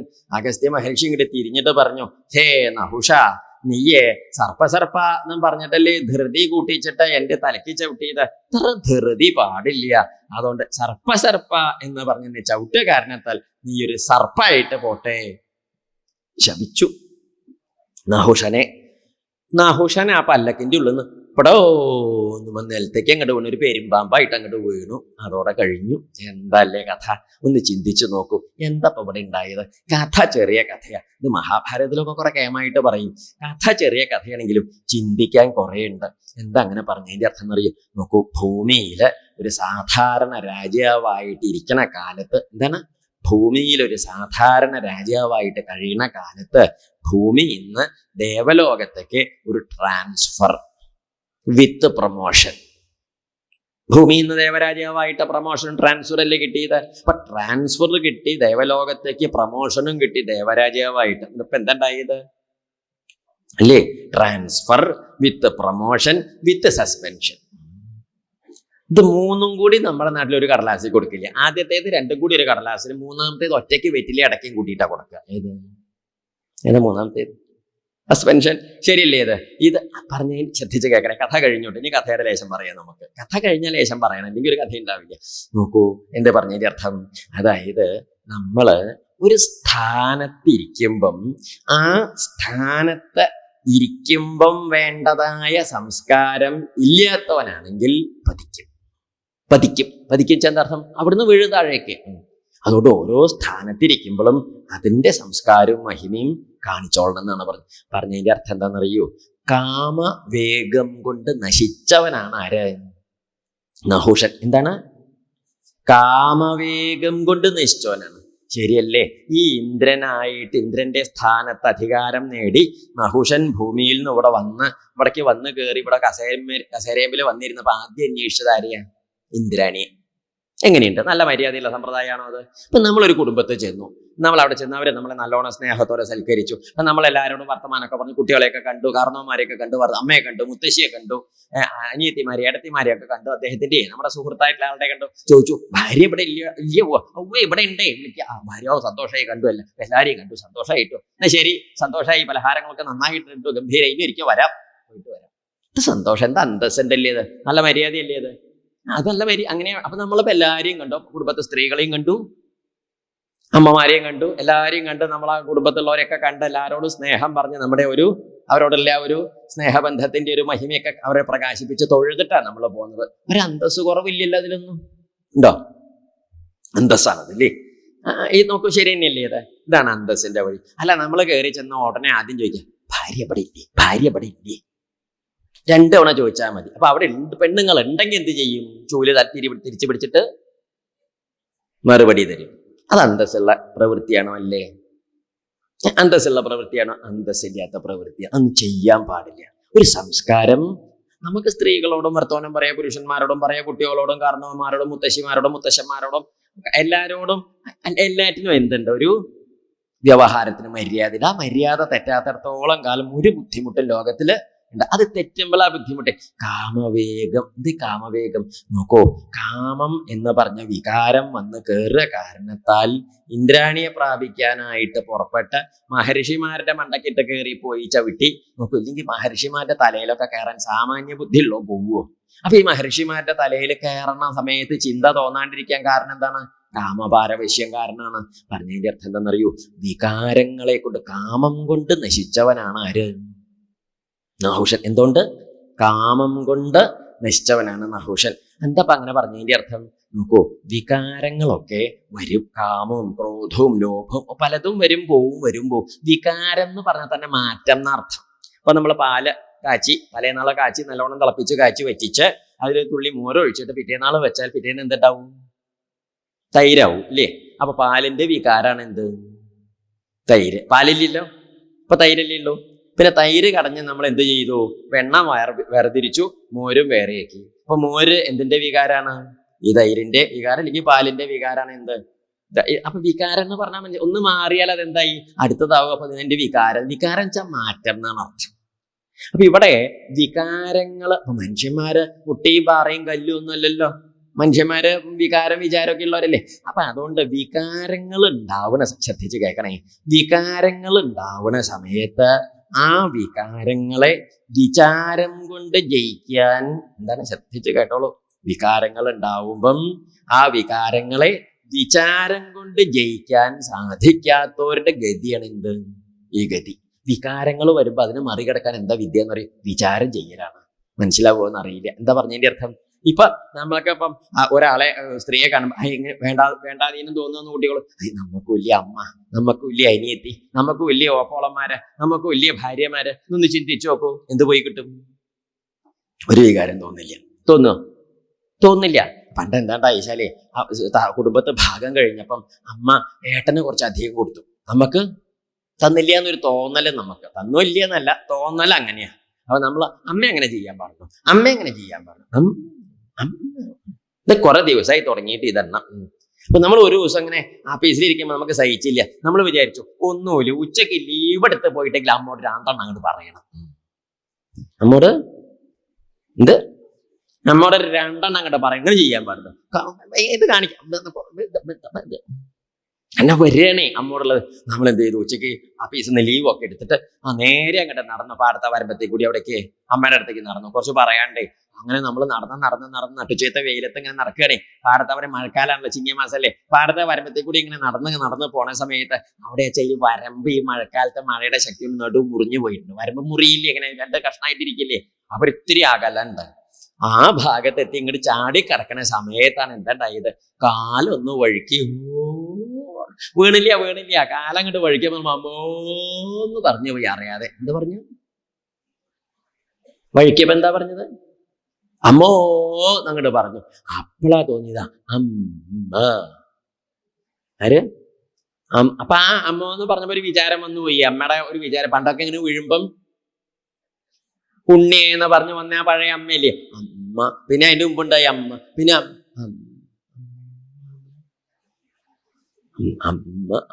അങ്ങനെ അമ്മ എന്ന് വിചാരിച്ച് പടിപ്പര കയറി മുമ്പിക്ക് അമ്മയുണ്ട് നിൽക്കണം. എന്താ ഉണ്ണി ഉച്ചക്ക്? ഒന്നുമില്ല, അമ്മയെ കാണാൻ തോന്നി, ഞാൻ ലീവ് എടുത്ത് പോന്നു. ഉണ്ണിയെ നന്നായി സന്തോഷായിട്ടോ എന്നും പറഞ്ഞു. അമ്മയ്ക്ക് വയ്യായി ഒന്നുമില്ലല്ലോ. വയ്യായി ഒന്നുമില്ല, ജാതി മക്കളുള്ള വയ്യായി, വേറെ വയ്യായി ഒന്നും അതൊന്നും അമ്മ പറഞ്ഞില്ലേട്ടെ, നമ്മളെ കൂടുതൽ പറഞ്ഞു പോയത് അറിയണ്ടേ. നോക്കൂ, ഇപ്പൊ ഈ അമ്മയെ ചീത്ത വിളിക്കാനാ വന്നത്. ഇപ്പൊ എന്താ ഉണ്ടായത്? ആ വഴുക്കല് വഴുക്കിയപ്പം അമ്മ എന്നൊരു ബോധ്യം ഇങ്ങോട്ട് വന്നപ്പം അമ്മയെക്കുറിച്ച് ചിന്തയുണ്ടായി. അവിടെ കുടുംബത്തെ എത്തുന്നത് വരെ അമ്മ എന്നൊരു വിചാരം ഉള്ളിലുണ്ടായി. ആ വിചാരം കൊണ്ട് എന്തേ തോന്നിയത്? അമ്മയുടെ ആ മഹിമ തോന്നി, അമ്മയുടെ ആ വലിയൊരു വെളിച്ചം, അമ്മയുടെ ആ വാത്സല്യം, അമ്മ നമ്മളോട് കാണിച്ച വലിയ സ്നേഹം, വലിയൊരു ആശ്രയം അമ്മ നമുക്ക് തന്നില്ലേ പണ്ടൊക്കെ. എന്തൊക്കെ തരത്തിലാ പണ്ട് കൊണ്ടാടി ഇതാവും നമ്മൾ വയ്യാണ്ടേ ഇപ്പം അമ്മ കരഞ്ഞതൊക്കെ നമുക്ക് ഓർമ്മയിൽ വന്നു. ആ വിചാരം വന്നപ്പോ എന്ത് പോയി? അമ്മ എന്നുള്ള വിചാരം വന്നപ്പോ എന്ത് പോയി? ക്രോധം എന്ന വികാരം പോയി. സജ്ജനങ്ങളെ, വികാരങ്ങൾ വരുമ്പം അതിങ്ങോട്ട് പുറത്തേക്ക് എടുക്കാൻ നിൽക്കരുത്. എന്ത് ചെയ്യണം? വിചാരം ചെയ്യുക. അടങ്ങി ഒതുങ്ങി ഒരു മൂലയിൽ പോയിട്ട് വാതിലിന്റെ മുറിയെ കണ്ട് അടയ്ക്കുക. അതിങ്ങനെ വിചാരം ചെയ്യാം. പോയിക്കോളും. ആര് പോയിക്കോളും? വേറെ നിവൃത്തിയൊന്നും അതിനില്ല കേട്ടോ. ഇതേ ഉള്ളു. അത് ചെയ്യായ കാരണമാണ് ആര് പാമ്പായത്? നഹുഷൻ. ശ്രദ്ധിച്ച് കളക്കണം. അങ്ങനെ ദേവലോകം ഭരിക്കാൻ ആളില്ലേണ്ട വന്നു. ഘട്ടത്തിലായപ്പോ എന്ത് ചെയ്തു? മഹർഷിമാര്, നഹുഷനും കഥയില്ലേണ്ടേയില്ലേ, മഹർഷിമാര് പോയിട്ട് പഴയ ഇന്ദ്രനെ മാനസ സരസ്സെന്ന് കൊണ്ടുവന്ന് അശ്വമേധം കഴിപ്പിച്ച് ശുദ്ധം വരുത്തി പാപം തീർത്ത് അദ്ദേഹത്തെ വീണ്ടും ഇന്ദ്രനാക്കി എന്ന് പറഞ്ഞു. ഇങ്ങനെ ഇദ്ദേഹം ഇന്ദ്രനായിട്ട് ഇരിക്കുന്ന കാലത്ത് അപ്പൊ പരീക്ഷിത ഒരു ചോദ്യം ചോദിച്ചു. ഗുരുനാഥ, എനിക്കൊരു സംശയം. എന്താ സംശയം എന്നറിയൂ? നമ്മൾ ഇപ്പൊ ഈ ഇത് കഥയൊക്കെ പോയി വൃത്രാസുരന്റെ കഥ പറഞ്ഞ വൃത്രാസുരൻ ഭഗവാനെ തൊഴുതില്ലേ, നമസ്കരിച്ച് പ്രാർത്ഥിച്ച് ഭജിച്ചില്ലേ? അപ്പൊ ചോദിച്ചു, അതെന്തിപ്പോ ഈ വൃത്രാസുരൻ ഇങ്ങനെ ഭക്തി ഉണ്ടാവാൻ? വൃത്രാസുരൻ അസുരനല്ലേ? രജസ്തമസ്വഭാവസ്യ ബ്രഹ്മൻ വൃത്രസ്യ പാപ്മന നാരായണേ ഭഗവതി കഥമാസീൽ ദൃഢാമതി. എങ്ങനെ ഈ ഭക്തി ഉണ്ടായത്? അസുരന്മാർക്കൊന്നും അങ്ങനെ ഭക്തി ഭഗവാന്റെ തൃപ്പാദത്തിൽ പതിവില്ലല്ലോ. അതെങ്ങനെ ഉണ്ടായത്? ആരോട് ചോദിച്ചു? പരീക്ഷിത്ത് ശ്രീ ശുകബ്രഹ്മർഷിയോട് ചോദിച്ചു. ഈ ഭഗവാന്റെ തൃപ്പാദം തൊഴാനും നമസ്കരിക്കാനും കണ്ണീരോടുകൂടി ഭഗവാനെ ഭജിക്കാനും ഒക്കെ ഉള്ള ഒരു വലിയ ശുദ്ധമായ ഭക്തി ഹൃദയത്തിൽ അതെങ്ങനെയുണ്ടായത് ഗുരുനാഥ? ആര് ചോദിച്ചു? പരീക്ഷിത്ത്. അപ്പൊ പറഞ്ഞു കൊടുത്തു, പരീക്ഷത്തെ നമ്മൾക്ക് ഈ ഭക്തി ഉണ്ടാവുക എന്നൊന്നും പറഞ്ഞത് ഒരു ദിവസം രാവിലെ ഉണ്ടാവണതൊന്നുമല്ല. നമ്മൾ പറയും ഇക്ക് അതിങ്ങോട്ട് കേട്ടപ്പോ അങ്ങോട്ട് ഉണ്ടായി 3:33. എന്ത് ഭക്തിയോ തലവേദനയോ? എന്താ അങ്ങനെയൊക്കെ പറയില്ലേ നമ്മൾ ഉണ്ടായി എന്നൊക്കെ? അങ്ങനെയൊന്നും പറഞ്ഞിട്ട് അതൊന്നും അങ്ങനെ ഉണ്ടാവണതല്ല. അങ്ങനെയൊക്കെ എന്നേ ഭക്തി ഉണ്ടായത്? എനിക്കത് 16ാമത്തെ വയസ്സിൽ ഒക്ടോബർ 3-ാം തീയതി എന്നൊക്കെ തോന്നും നമുക്ക്. പക്ഷെ അങ്ങനെ 3-ാം തീയതി 4-ാം തീയതി ഒക്ടോബറിലും ഡിസംബറിലും ഒന്നും ഉണ്ടാവണതല്ല ഭക്തി. ഇതൊക്കെ എത്രയോ കാലം നമ്മൾ പൂർവ്വ ജന്മങ്ങളില് ചെയ്ത് കൂട്ടിയതിന്റെ തുടർച്ചയപ്പം നമ്മൾ ചെയ്യണതേ. നമ്മൾ ഇന്നലെ ഇട്ട കുപ്പായം ഈ ജാതി കുപ്പായല്ലല്ലോ, വേറെ മുണ്ടല്ലേ ചുറ്റിയത്. അതൊക്കെ വൈകുന്നേരം നമ്മൾ പോയപ്പോൾ മുക്കി തിരുമ്പി കയറിന്റെ മുകളിലിട്ടിട്ട് രാവിലെ കുളിയും കഴിഞ്ഞ് ഇങ്ങോട്ട് വരുമ്പോൾ വേറൊരു പുതിയ അലക്കിയ മുണ്ട് ചുറ്റിയിട്ടാണ് ഇങ്ങോട്ട് പോകുന്നത്. പക്ഷെ ഇന്നലെ പറഞ്ഞതിന്റെ ബാക്കിയും കേട്ടതിന്റെ ബാക്കിയൊക്കെ തന്നെയാണ് നമ്മൾ ഇന്നും പറയണത്. പക്ഷെ മുണ്ട് മാറ്റിയതുകൊണ്ട് നമ്മളോ ചിന്തയ്ക്കോ വർത്തമാനത്തിനോ ആശയങ്ങൾക്കോ വ്യത്യാസം ഉണ്ടോ? ഇല്ല. ഇന്നലത്തെ അതിന്റെ തുടർച്ചേനെ നമ്മളിന്നും. അതുപോലെ തന്നെയാണ് ഈ ശരീരം അവിടെ വീണ് പോയാൽ അടുത്ത ശരീരം വരുമ്പോൾ ശരീരത്തിലേ മാറ്റുള്ളൂ. മറ്റേതൊക്കെ കഴിഞ്ഞ ശരീരത്തിൽ നടന്നത് തന്നെ ഈ ശരീരത്തിൽ നടക്കണതേ. അതാണ് പറയുന്നത്. അവൻ ഇന്നും ഇന്നലെയൊന്നും ഉണ്ടാക്കിയതൊന്നുമല്ല. നമ്മളത് എത്രയോ കാലമായിട്ടാണ്. പണ്ടൊരുത്തനെ ഒരു വലിയ കരിങ്കല്ല് എന്ന് പറഞ്ഞാൽ മനസ്സിലാവില്ലേ? വലിയൊരു കരിങ്കല്ല്, വലിയ കല്ലാണ്. ഈ കല്ല് ഒരു ചുറ്റിക എന്നാ അതിന്റെ പേരെന്താ? വലിയ കരിങ്കല്ല് പൊട്ടിക്കണ വലിയൊരു സാധനം ഇരുമ്പിന്റെ. ആ സാധനം കൊണ്ട് ഇങ്ങനെ ആഞ്ഞടിക്കുകയാണ്. അടിച്ച് എത്ര അടി അടിച്ചത്? ഗംഭീര അടി അടിച്ചത്. 25 അടി അടിച്ചു. കല്ല് പൊട്ടിയില്ല. അപ്പൊ മറ്റവൻ പറഞ്ഞു, എടാ തന്നെയൊക്കെ എന്തിനു കൊള്ളും? 25 അടി താൻ അടിച്ചിട്ട് കല്ല് പൊട്ടില്ല, ഇങ്ങോട്ട് തരുമോ, ഞാൻ കാണിച്ചു തരാം എന്ന് പറഞ്ഞു. മറ്റയാളുടെ കയ്യിൽ നിന്ന് ഇപ്പൊ പിടിച്ചുകൊണ്ട് വാങ്ങി ആ ചുറ്റിക അങ്ങോട്ട് പിടിച്ചു വാങ്ങിയിട്ട് ഇപ്പം പോയിട്ട് ഒരൊറ്റ അടി അങ്ങോട്ട് കൊടുത്തു. കല്ലങ്ങോട്ട് പൊട്ടി. നോക്കട താൻ എത്ര നേരായി ഞാൻ ഒരടി കൊണ്ടാ പൊട്ടിച്ചു. അപ്പോഴേക്ക് നാട്ടുകാരെല്ലാരും കൂടി ഒരടി കൊണ്ട് പൊട്ടിച്ചോനെ തോളത്തേറ്റി കുലുക്കി 25 അടി അടിച്ച ചുക്കള്ളം കുടിച്ചാൽ അതിലും ചാരി ഇങ്ങനെ നിൽക്കുക. ശരിയല്ലേ? ഇതാണ് കഥ. നോക്കൂ, വാസ്തവത്തിൽ പറയാശാലേ ഈ കല്ല് പൊട്ടിയത് 26ാമത്തെ അടിക്കുക. കല്ല് പൊട്ടിയത് 26ാമത്തെ അടിക്കുക. അത് 25 അടി മറ്റവനടിച്ചു. 26ാമത്തെ അടി ഇപ്പം തന്നെ അടിച്ചാൽ മതിയായിരുന്നു, പൊട്ടിയിരുന്നു. പക്ഷെ അത് മറ്റോ സമ്മതിച്ചില്ല. അവനത് പിടിച്ചു വാങ്ങി അവനടിച്ചു. അപ്പൊ പൊട്ടിയതിന്റെ കേമത്ര ആർക്കായി? ശരിയല്ലേ? ഓരോ അടി കല്ലുമ്പിൽ വീഴുമ്പോഴും ആ കല്ലിന്റെ ഉള്ള ചെറിയ വിള്ളലുകൾ ഉണ്ടാവണുണ്ട്. ആ വിള്ളലുകൾ 25 അടി അടിച്ചപ്പം പൂർത്തിയായി, ഏതാണ്ടൊക്കെ പൂർത്തിയായിട്ടിരിക്കണേ. അങ്ങനെ ഒരു പൂർത്തിയായിട്ട് ഇപ്പൊ അങ്ങോട്ട് വിണ്ട് കഷ്ണാവാനിരിക്കുമ്പോഴാണ് മറ്റോ പിടിച്ചു വാങ്ങിയത് ചുറ്റിക. അവനൊരടി അങ്ങോട്ട് കൊടുത്തു. അപ്പൊ അതങ്ങോട്ട് പൊട്ടി. അപ്പൊ ആളുകൾ എന്താ വിചാരിച്ചത്? ഒരടിക്കാണ് കല്ല് പൊട്ടിയത്. പക്ഷെ വാസ്തവത്തിൽ കല്ല് പൊട്ടിയത് 25 അടിക്കുക, 26ാമത്തെ അടിക്കുക എന്ന് പറഞ്ഞ മാതിരി നമുക്ക് ഇങ്ങോട്ട് തോന്നുന്നു ഇന്നലെ ഉച്ചയ്ക്ക് ഉണ്ടായതാണ്. അങ്ങനെയല്ല, ഇത് 25 അടി പണ്ടടിച്ച് പാകാക്കി വെച്ച കല്ലാണ്. ഇത് കല്ലിച്ചൽ നമ്മളൊക്കെ അതെ, നമ്മളൊക്കെ പണ്ടേ ഇങ്ങനെ 25 അടി എന്ന് പറഞ്ഞാൽ നല്ലോണം ഉപാസിച്ചുണ്ടാക്കി വെച്ചതാണേ. അതാണ് ഇപ്പൊ ഈ ജന്മത്തില് അന്നത് മുഴുവനാവാണ്ട മരിച്ചു പോയിട്ട് ഇപ്പൊ വന്ന് നമ്മളത് മുഴുവനാക്കിയപ്പോ എന്തുണ്ടായി? പക്വത ഉണ്ടായി. അപ്പൊ നമുക്ക് തോന്നും ഇപ്പൊ ഇന്നലെ ഉണ്ടായി. അങ്ങനെയല്ല, അതുകൊണ്ട് പറയാൻ കേൾക്കും. പണ്ട് എന്താ വെച്ചാൽ ശൂരസേന രാജ്യത്ത് ചിത്രകേതു എന്ന് പേരായിട്ട് രാജാവ് ഉണ്ടായി. ചിത്രകേതു എന്നാ പേര്. ഈ ചിത്രകേതു മഹാരാജാവിന് വലിയ കേമായ രാജ്യമുണ്ട്, സമ്പത്തുണ്ട്, ധാരാളം കേമത്രങ്ങളൊക്കെ ഉണ്ട്. മാത്രല്ല ഭാര്യമാരും കുറെ അധികം ഉണ്ട്. ഭാര്യമാരുടെ എണ്ണമൊക്കെ ഒന്ന് പറയാട്ടോ, കസാരി ഒന്ന് പിടിച്ചോളൂ. പെട്ടെന്ന് കേൾക്കുമ്പോ എന്തെങ്കിലും ഉണ്ടാവണ്ട വെച്ചിട്ടാണ്. ഭാര്യ ഒന്നും രണ്ടൊക്കെ നമ്മൾ കേട്ടിട്ടുണ്ടാവും. ഭാര്യമാരുടെ എണ്ണം എത്രയാണെന്നറിയാം? ഇദ്ദേഹത്തിന്റെ ഭാര്യമാര് 1 കോടി. അതാ കസാര പിടിക്കാൻ പറഞ്ഞപ്പോ മനസ്സിലായില്ലേ? വെറുതെ ഞെട്ടിപ്പോവും. 1 കോടി ഭാര്യമാരെ. 1 കോടിക്ക് എങ്ങനെയാ കോടി കൊണ്ട് വാങ്ങി കൊടുത്തത്? നമ്മൾ നോക്കണ്ട, അദ്ദേഹം വാങ്ങിക്കോളും. ബാങ്കും ലോണൊക്കെ അന്നും ഉണ്ടാവും. ഏതായാലും അയ്യാടെ 1 കോടി ഭാര്യമാരോട് കൂടി കഴിഞ്ഞു കൂടുമ്പോഴും അദ്ദേഹത്തിന്റെ സന്താന സൗഭാഗ്യം ഉണ്ടായില്ല. രാജാവ് പുത്രന്മാരില്ല എന്നുള്ള വിഷമം കൊണ്ട് വിഷമിച്ച് ഇങ്ങനെ ഇരിക്കുന്ന സമയത്ത് കുറെ കാലമായി നരകിച്ച് വിഷമിച്ചിരിക്കണോ. അക്കാലത്ത് അങ്കിരസ് എന്നു പേരായ മഹർഷി കൊട്ടാരത്തിൽ വന്നു. അങ്കിരസ മഹർഷിയോട് ഈ വിഷമം പറഞ്ഞു കരഞ്ഞു. രാജാവ് കരഞ്ഞു.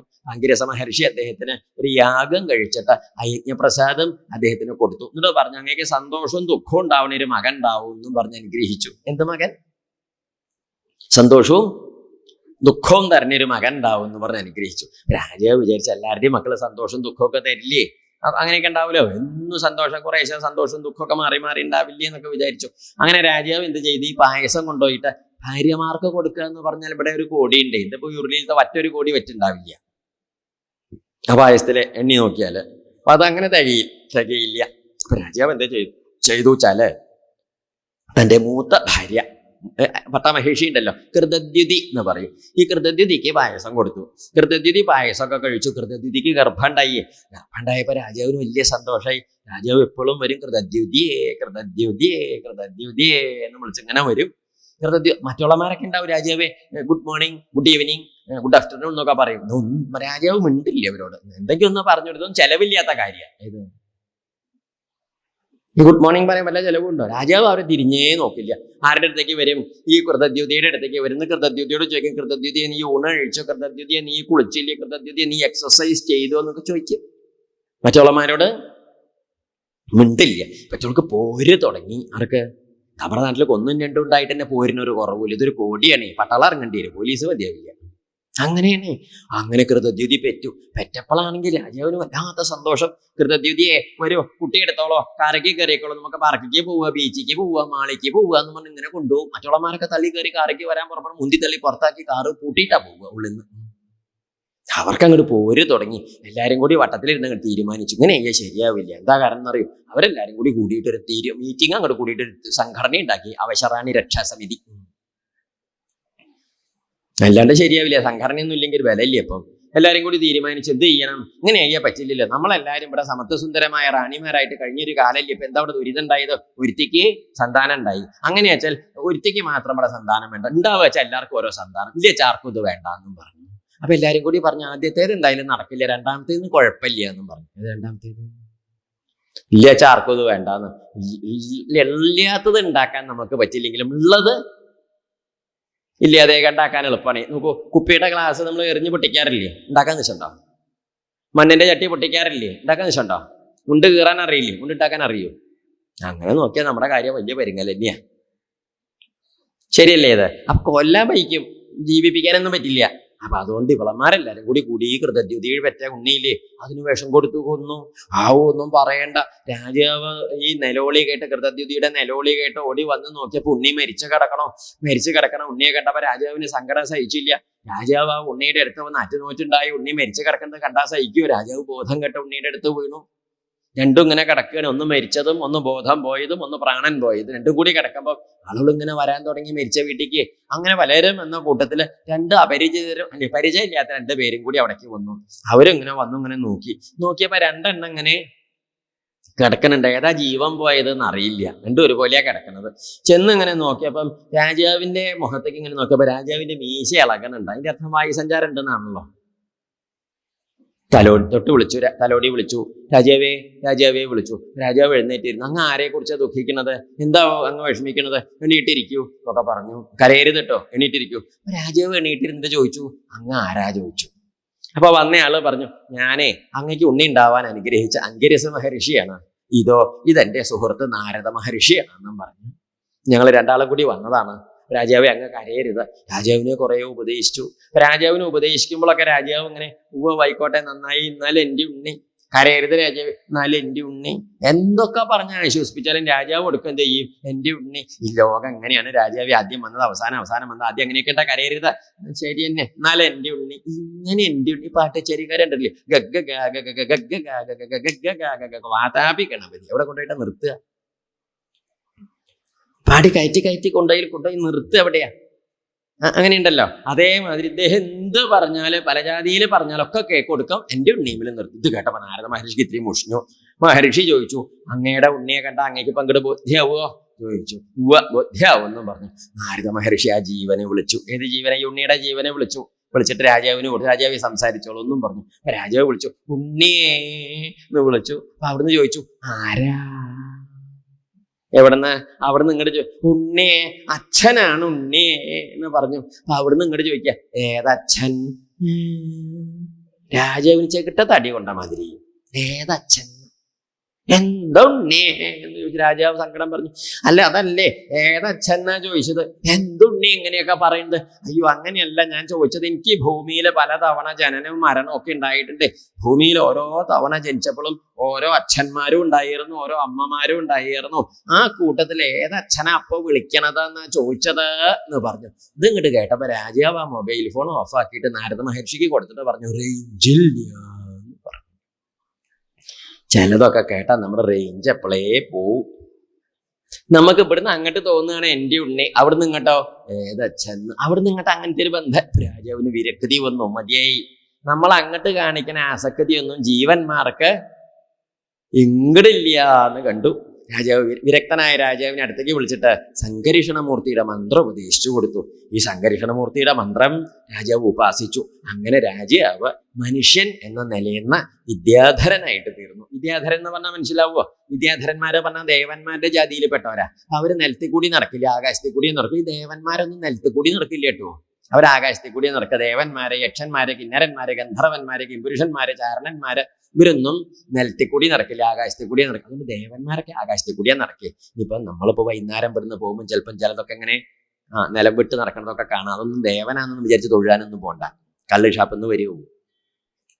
അത് തെറ്റിദ്ധരിക്കേണ്ട വെച്ചത് പറഞ്ഞു എന്നേലും. ഞാൻ കണ്ടതിനൊക്കെ കണ്ട് ചെന്ന് പോയി തൊഴാനും നിൽക്കണ്ടേ? നമ്മൾ കാര്യം പറഞ്ഞില്ല വെച്ചാൽ തെറ്റിദ്ധരിക്കേ. അപ്പൊ അതുകൊണ്ട് ദേവന്മാര്, ഖേചരന്മാര്, ഖേടന്മാര്, ആകാശചാരികൾ എന്നൊക്കെ പറയും.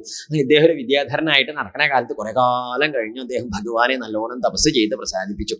അക്കാലത്ത് ഒരിക്കലും കൈലാസപർവ്വതത്തിന്റെ മുകളിൽ കൂടി ഇങ്ങനെ ആകാശത്തിൽ കൂടി പോകുമ്പോ പാർവതി പരമേശ്വരന്മാരിങ്ങനെ ഇരിക്കണത് കണ്ടപ്പം ഇദ്ദേഹം മഹർഷിമാരുടെ മുമ്പിലെ ഭഗവാനും ഭഗവതി ഇരിക്കണത് കണ്ടപ്പോൾ ചിത്രകേതു പറഞ്ഞു, അയ്യയ്യേ എന്താ ഈ ഭഗവാനും ഭഗവതി ഇങ്ങനെ തൊട്ട് ഇങ്ങനെ ഇരിക്കണത് ഈ മഹർഷിമാരുടെ മുമ്പിൽ? അങ്ങനെയൊന്നും സാധാരണക്കാര് പോലും ഇരിക്കില്ലല്ലോ എന്ന് പറഞ്ഞു. അത് കേട്ടപ്പോൾ ശ്രീപരമേശ്വരൻ ഒന്ന് ചിരിച്ചു. പാർവതി ദേവിക്ക് അങ്ങോട്ട് ദേഷ്യം വന്നു. പാർവതി ഇവൻ ഇവന് ഭഗവാനെയും ഭഗവതിയും കണ്ടു ഇതാ തോന്നിയത്, ആസുരത്വം എന്റെ കയ്യിൽ നല്ലോണം ഉണ്ട്, നീ ഒരു ആസുരനാ, ഈ ആസുരനായിട്ട് പോട്ടെ. ആരെ ശപിച്ചു? ചിത്രകേതു താഴെ വന്ന് തൊഴുതു, അമ്മേ ഭഗവതിയെ എന്നൊക്കെ പറഞ്ഞ് തൊഴുതു നമസ്കരിച്ചു. അങ്ങനെ ചിത്രകേതു പോവുകയും ചെയ്തു. പരമേശ്വര ഭഗവാൻ പറഞ്ഞു, പാർവതി എന്താ നീ നോക്കുന്ന, എന്നെ വേണമെങ്കിൽ തിരിച്ച് ശപിക്കാനുള്ള കഴിവ് ആർക്കുണ്ട്? ചിത്രകേതു എന്നിട്ട് അത് ചെയ്തില്ലല്ലോ. ഭഗവാന്റെ ഭക്തന്മാർ അങ്ങനെയാ, അവരിങ്ങോട്ട് ചെയ്താലും അതുപോലെ അങ്ങോട്ട് ചെയ്യില്ല. അതുകൊണ്ട് എന്ത് ചെയ്തോളൂ, ഇനി നീ ആരെയും ശപിക്കരുത് കേട്ടോ എന്നൊക്കെ പറഞ്ഞു. അങ്ങനെ അതൊക്കെ കഴിഞ്ഞു. ഈ പാർവതീദേവിയുടെ ശാപം വാങ്ങി പുറപ്പെട്ട ചിത്രകേതു ഇല്ലേ, അസുരനായിട്ട് പോട്ടെ എന്ന് ശപിച്ചില്ലേ, ആ ചിത്രകേതു ആണ് പിന്നീട് തൊഷ്ടാവിന്റെ ഹോമാഗ്നിന്ന് വൃത്രൻ എന്ന പേരിൽ ആസുരഭാവേന വന്നത്. അതുകൊണ്ടാണ് വൃത്രാസുരനായിട്ട് വന്നപ്പോഴും ചിത്രകേതുവിന് എന്തുണ്ടായത്? വൃത്രാസുരൻ എന്ന പേരിൽ വന്നപ്പോഴും സംഘർഷണമൂർത്തിയുടെ തൃപാദത്തിൽ ഭക്തി ഉണ്ടായില്ലേ? പൂർവ്വജന്മത്തിൽ ചെയ്തതിന്റെ ബാക്കിയാണ് ചെയ്തത്. ശരീരേ മാറിയിട്ടുള്ളൂ, വാസന പഴയ തന്നെയാണ്. നമ്മളൊക്കെ ശരീരേ മാറിയിട്ടുള്ളൂ, വാസനയൊക്കെ പഴയ തന്നെയാണ്. അതുകൊണ്ട് ഓരോന്നിന്റെ സ്വഭാവം കണ്ടാൽ അറിയാതെ പൂർവ്വജന്മത്തിൽ എന്തായിരുന്നു എന്ന് ആരും പറയൊന്നും വേണ്ട, കണ്ടാലൊക്കെ മനസ്സിലാവും. കുറെയൊക്കെ മരം കയറുന്നത് കണ്ടാൽ നമുക്കറിയില്ല ഇങ്ങനെ ഇത്. അങ്ങനെയൊന്നും പറയരുത് കേട്ടോ. നമ്മൾ അങ്ങനെയൊക്കെ പറയുന്നത് മനസ്സിലാക്കിയിട്ടൊന്നുമില്ല. അറിവുള്ളവർക്ക് മനസ്സിലാവും നമ്മുടെ പൂർവ്വജനത്തിൽ ഉണ്ടായിരുന്നെന്ന്. അടുത്തമേ കയറുന്നവരൊന്നും അങ്ങനെ കളിയാക്കം ചെയ്യരുത് കേട്ടോ. അങ്ങനെയല്ല, ഓരോന്നിന്റെ വാസനയും സ്വഭാവവും പ്രവർത്തിക്കേണ്ട അറിയാലോ ഓരോന്നിന്റെ. അങ്ങനെയൊക്കെ ഉണ്ട്. അപ്പൊ ഇതൊക്കെ പറഞ്ഞു കേട്ടോ, പറയും ചെയ്തു. പരീക്ഷത്തെ അങ്ങേക്ക് ഇപ്പൊ ഞാൻ അതിഥിയുടെ വംശപരമ്പര പൂർണ്ണമായിട്ട് പറഞ്ഞു തന്നു. നീ എന്താ കേൾക്കേണ്ടത്? അതിഥി ദിതി ഒക്കെ പറഞ്ഞിട്ട് കുറെ പേര് ധനു ദിതി നോക്കിയില്ലേ. ദിതിയുടെ പരമ്പര എങ്ങനെയാ ചോദിച്ചു. ദിതിക്ക് 2 പുത്രന്മാരായിരുന്നു, ഹിരണ്യാക്ഷനും ഹിരണ്യകശിപു. ഹിരണ്യാക്ഷനെ യജ്ഞവരാഹമൂർത്തിയായിട്ടും ഹിരണ്യകശിപുവിനെ നരസിംഹാവതാരമൂർത്തിയായിട്ട് വന്നിട്ടും 2 പേരെയും വധിച്ചു. അങ്ങനെ ഉണ്ടായത്. അങ്ങനെ ഈ പുത്രന്മാരെ 2 പേരും മരിച്ചപ്പം ദിതിക്ക് വലിയ ദുഃഖമായി. തന്റെ മക്കൾ മരിച്ചത് ഭഗവാന്റെ കൈ കൊണ്ടാണെങ്കിലും ആര് പറഞ്ഞിട്ടാ കൊന്നത്? ഇന്ദ്രൻ പ്രാർത്ഥിക്കുക കാരണത്താലല്ലേ മക്കളെ ഭഗവാൻ കൊന്നത്. അതുകൊണ്ട് ഇന്ദ്രനാണ് തന്റെ മക്കളെ കൊല്ലാൻ കാരണക്കാരനായത്. അതുകൊണ്ട് ഇന്ദ്രനെ കൊല്ലണം എന്നൊരു വാശി ആർക്ക്? ദിതിക്ക്. ദിതി കാത്തിരുന്നു കശ്യപ പ്രജാപതി വരട്ടെ എന്ന്. കശ്യപ പ്രജാപതിക്കാണെങ്കിൽ ഭാര്യമാര് 13 ആയതുകൊണ്ട് ഒരുത്തിയുടെ കൂടി 1 മാസം താമസിച്ചതിന് ഒരുത്തിക്ക് പരാതിയാണ്, കഴിഞ്ഞ കൊല്ലം പോയതല്ലേ. മനസ്സിലായില്ല? കണക്കല്ലേ, അതൊക്കെ പിന്നെ കൂട്ടിക്കോളൂ, പഴയ കണക്കാ. അപ്പൊ ദിതി കാത്തിരുന്നു. അദ്ദേഹം ഒരു ദിവസം കശ്യപ പ്രജാപതി ഇങ്ങനെ വരണത് കണ്ടപ്പോ ദിതി എന്ത് ചെയ്തു? നല്ലോണം അങ്ങോട്ട് ചെന്ന് അദ്ദേഹത്തിന്റെ അടുത്തേക്ക് ചെന്ന് കിണ്ടിയും വെള്ളവും പാള വിശറിയൊക്കെ ആയിട്ട് ചെന്ന് കാൽക്കലിക്ക് അങ്ങോട്ട് വീണ് തൊഴുത് ആ പാള വിശറി നെഞ്ചത്ത് വെച്ച് 4 അടിയും കൊടുത്തു. അദ്ദേഹത്തിന്റെ അല്ല, അവനവന്റെ. നല്ല ശബ്ദം ഉണ്ടാവുക. നമ്മുടെ നെഞ്ചത്തടിയുടെ പ്രധാന ഉദ്ദേശം സൗണ്ട് സിസ്റ്റമാണ്. ശബ്ദമാണ് അതിൽ പ്രധാനം. അല്ലാതെ നെഞ്ചത്ത് കൊണ്ട് ആസ്പത്രി കൊണ്ടിരില്ലേ, ശരിയല്ലേ ഇത്? എന്നിട്ട് അങ്ങോട്ട് വീണ് തൊഴുതിട്ട് ഹോ എന്റെ ഭഗവാനെ, എങ്ങനെ തങ്കം പോലെ ഇരുന്ന മനുഷ്യനാണേ ഇവിടുന്ന് പോണ സമയത്ത് ഹോ എന്നപ്പോ നോക്കുവോ വന്നത് കണ്ടില്ലേ, കണ്ണുന്തി പല്ലുന്തി കവിളൊട്ടിയിട്ട് കരിഞ്ഞ കൊള്ളി പോലെ ഉണ്ടല്ലോ, നാരായണാക്കി കാണാൻ വയ്യേ എന്ന് പറഞ്ഞ് ബോധം കെട്ടങ്ങോട്ട് വീണു. ബോധമൊന്നും കെട്ടിട്ടില്ല, അത് പഴയ നാടക നടിയാണ്. നല്ല അഭിനയം ഇല്ലേ? അങ്ങോട്ട് വീണു. അപ്പൊ കശ്യപര് നിരീക്ഷിച്ചു, എന്തല്ലേ ഇവളുടെ സ്നേഹം. എന്നിട്ട് വെള്ളം തിളച്ചെണീപ്പിച്ചു. അങ്ങനെ അദ്ദേഹത്തിന്റെ കയ്യും പിടിച്ചു കൂട്ടി കൊണ്ടുവന്നു, പൂമുഖത്ത് കൊണ്ടുവന്നു, കാലഴിച്ച് ചാരിയസേരയിൽ ഇരുത്തി. എന്നിട്ട് ആ നിലത്ത് അവിടെ ഇരുന്നിട്ട് പറഞ്ഞു, നീ കുറച്ചു ദിവസം ഇവിടെ ഇരുന്ന് നല്ലോണം ഒന്ന് എണ്ണയും മെഴുക്കും തേച്ച് പെരട്ടി കുളിച്ച് അലക്കി ഇതൊന്നും എടുത്തു കൊടുത്ത് മോരൊഴിച്ച് കൂട്ടി ഉണ്ട് ഒരു മനുഷ്യന്റെ ആകൃതിയായിട്ട് പോയാ മതി, ഇതൊന്നും കാണാൻ വയ്യേ. ആര് നിലവിളിച്ചു? ദിതി. ഇത് കേട്ടപ്പോ കശ്യപ പ്രജാപതിക്ക് സന്തോഷമായിട്ട്. കശ്യപർക്ക് മനസ്സിലായി ഇവൾ എന്തെങ്കിലും സ്നേഹമുള്ള തന്നെ. കശ്യപരാചാര്യസരയിൽ നിന്ന് എണീറ്റിട്ട് ദിതിയോട് ചോദിച്ചു, ദിതിയെ നിനക്ക് എന്താ വരം വേണ്ടത് ചോദിച്ചു. ദിതിക്കുണ്ടായ സന്തോഷം കുറച്ചൊന്നുമില്ല. എന്താ കാരണം? ഇതൊന്ന് ചോദിച്ച് കിട്ടാനാണ് ഇല്ലാത്ത കാശ് കൊടുത്ത് കൊട്ടച്ചുക്കാതിയും ധാന്യന്തരും പിണ്ടതയിലൊക്കെ വാങ്ങി വെച്ചത്. അല്ലാണ്ട് ഇയാൾ തേച്ച് ചോദിച്ചോട്ടേച്ചിട്ടൊന്നുമില്ല. ചോദിച്ചു. എന്ത് ചോദിച്ചു കിട്ടി? വരം. ഇപ്പൊ പറഞ്ഞു, അങ്ങേക്ക് വരം തരാച്ചാൽ എന്ത് വരം തന്നോളൂ? ഇന്ദ്രനെ കൊല്ലാൻ ഒരു മകൻ ഉണ്ടാവണമെന്ന് വരം ചോദിച്ചു. ഇത് കേട്ടപ്പോൾ തന്നെ കശ്യപ പ്രജാപതി ബോധം പോയി ചാരിയസേനയ്ക്ക് വീണു. എന്താ കാരണം? തന്റെ മൂത്ത മകനെ കൊല്ലാൻ 2ാമത്തെ ഭാര്യ വരം ചോദിക്കുകയാണേ. ഒക്കെ പാകത്തിനേ പാടുള്ളൂ കേട്ടോ. കുറെ എണ്ണം ഉണ്ടായി അങ്ങനെയൊക്കെ നേരെ പോക്കാവും. പിന്നെ എന്തായാലും പാകത്തിനെ വഹിക്കുക. കുറെ എണ്ണം ഉണ്ടായി ഒക്കെ കൂടി എങ്ങനെ കൊണ്ടു നടക്കും? ഒന്നൊന്നിന് വിരുദ്ധ ഏതാ ചോദിക്കുക. ഒക്കെ ഇനിയും ഒരു കുടുംബത്തിട്ട് പരിപാലിക്കണ്ടേ? അല്ലാതെ കശ്യപ പ്രജാപതിക്കൊക്കെ അവാർഡ് കൊടുക്കേണ്ടി വരില്ലേ? അങ്ങനെ മൂത്ത മകനെ കൊല്ലാൻ 2ാമത്തെ ഭാര്യ വരം ചോദിച്ചപ്പോ കശ്യപ പ്രജാപതി വിഷമിക്കില്ലേ? എന്താപ്പ ചെയ്യ? വരം തരാന്ന് പറയുകയും ചെയ്തു. ഇനി ഇങ്ങനെ തരില്ലേ എന്ന് പറയാം. പഴയ കാലത്ത് ഇന്നത്തെ മാതിരില്ല, വാക്കിനൊക്കെ വിലയുള്ള കാലം. എന്നാണെങ്കിൽ വാക്കിനും ചാക്കിനൊക്കെ വലിയ വിലയിട്ടാരോ ചാക്കിന്റെ കാര്യം പറയണ്ട. അതിൻ്റെ ഇടയ്ക്ക് ചാക്കിനൊക്കെ നല്ല വിലയാണ്. അത്ര പോലും വില എന്തിനില്ല? വാക്കിനൊരു വില വെക്കാത്ത കാലല്ലേ എന്ന് പറഞ്ഞത് മാറ്റി പറഞ്ഞത് തിരിച്ച് പറയുക. പത്രക്കാര് വളച്ചൊടിക്കുക, ഒടിച്ചു വളച്ച് ചവിട്ടി കൂട്ടുക, തെങ്ങിന്റെ ചുവട്ടിൽ കൊണ്ടുപോയി. എന്തൊക്കെ ജാതി കേൾക്കുന്നുണ്ട് നമ്മളല്ലേ. അയ്യേ, അങ്ങനത്തെ കാലല്ല പണ്ട്. പറഞ്ഞ വാക്ക. ഇവൾക്ക് വരം കൊടുക്കാന്നും പറഞ്ഞു. ഇനിയിപ്പോ എങ്ങനെയാ തരില്ലേന്ന് പറയുക. ശുശോ കഷ്ടം. ഏതായാലും ദിതിയുടെ മുമ്പിൽ താൻ പറഞ്ഞ വാക്ക് തെറ്റാൻ പാടില്ല എന്ന് കണ്ടിട്ട് കശ്യപ പ്രജാപതി ദിതിയോട് പറഞ്ഞു, ദിതിയെ, ഞാൻ നിനക്കൊരു വ്രതം ഉപദേശിച്ചു തരാം. ആ വ്രതം നീയെ നേരാവണ്ണം അനുഷ്ഠിക്കുകയാണെങ്കിൽ നിനക്കുണ്ടാവണേ പുത്രൻ എന്ത് ചെയ്യും?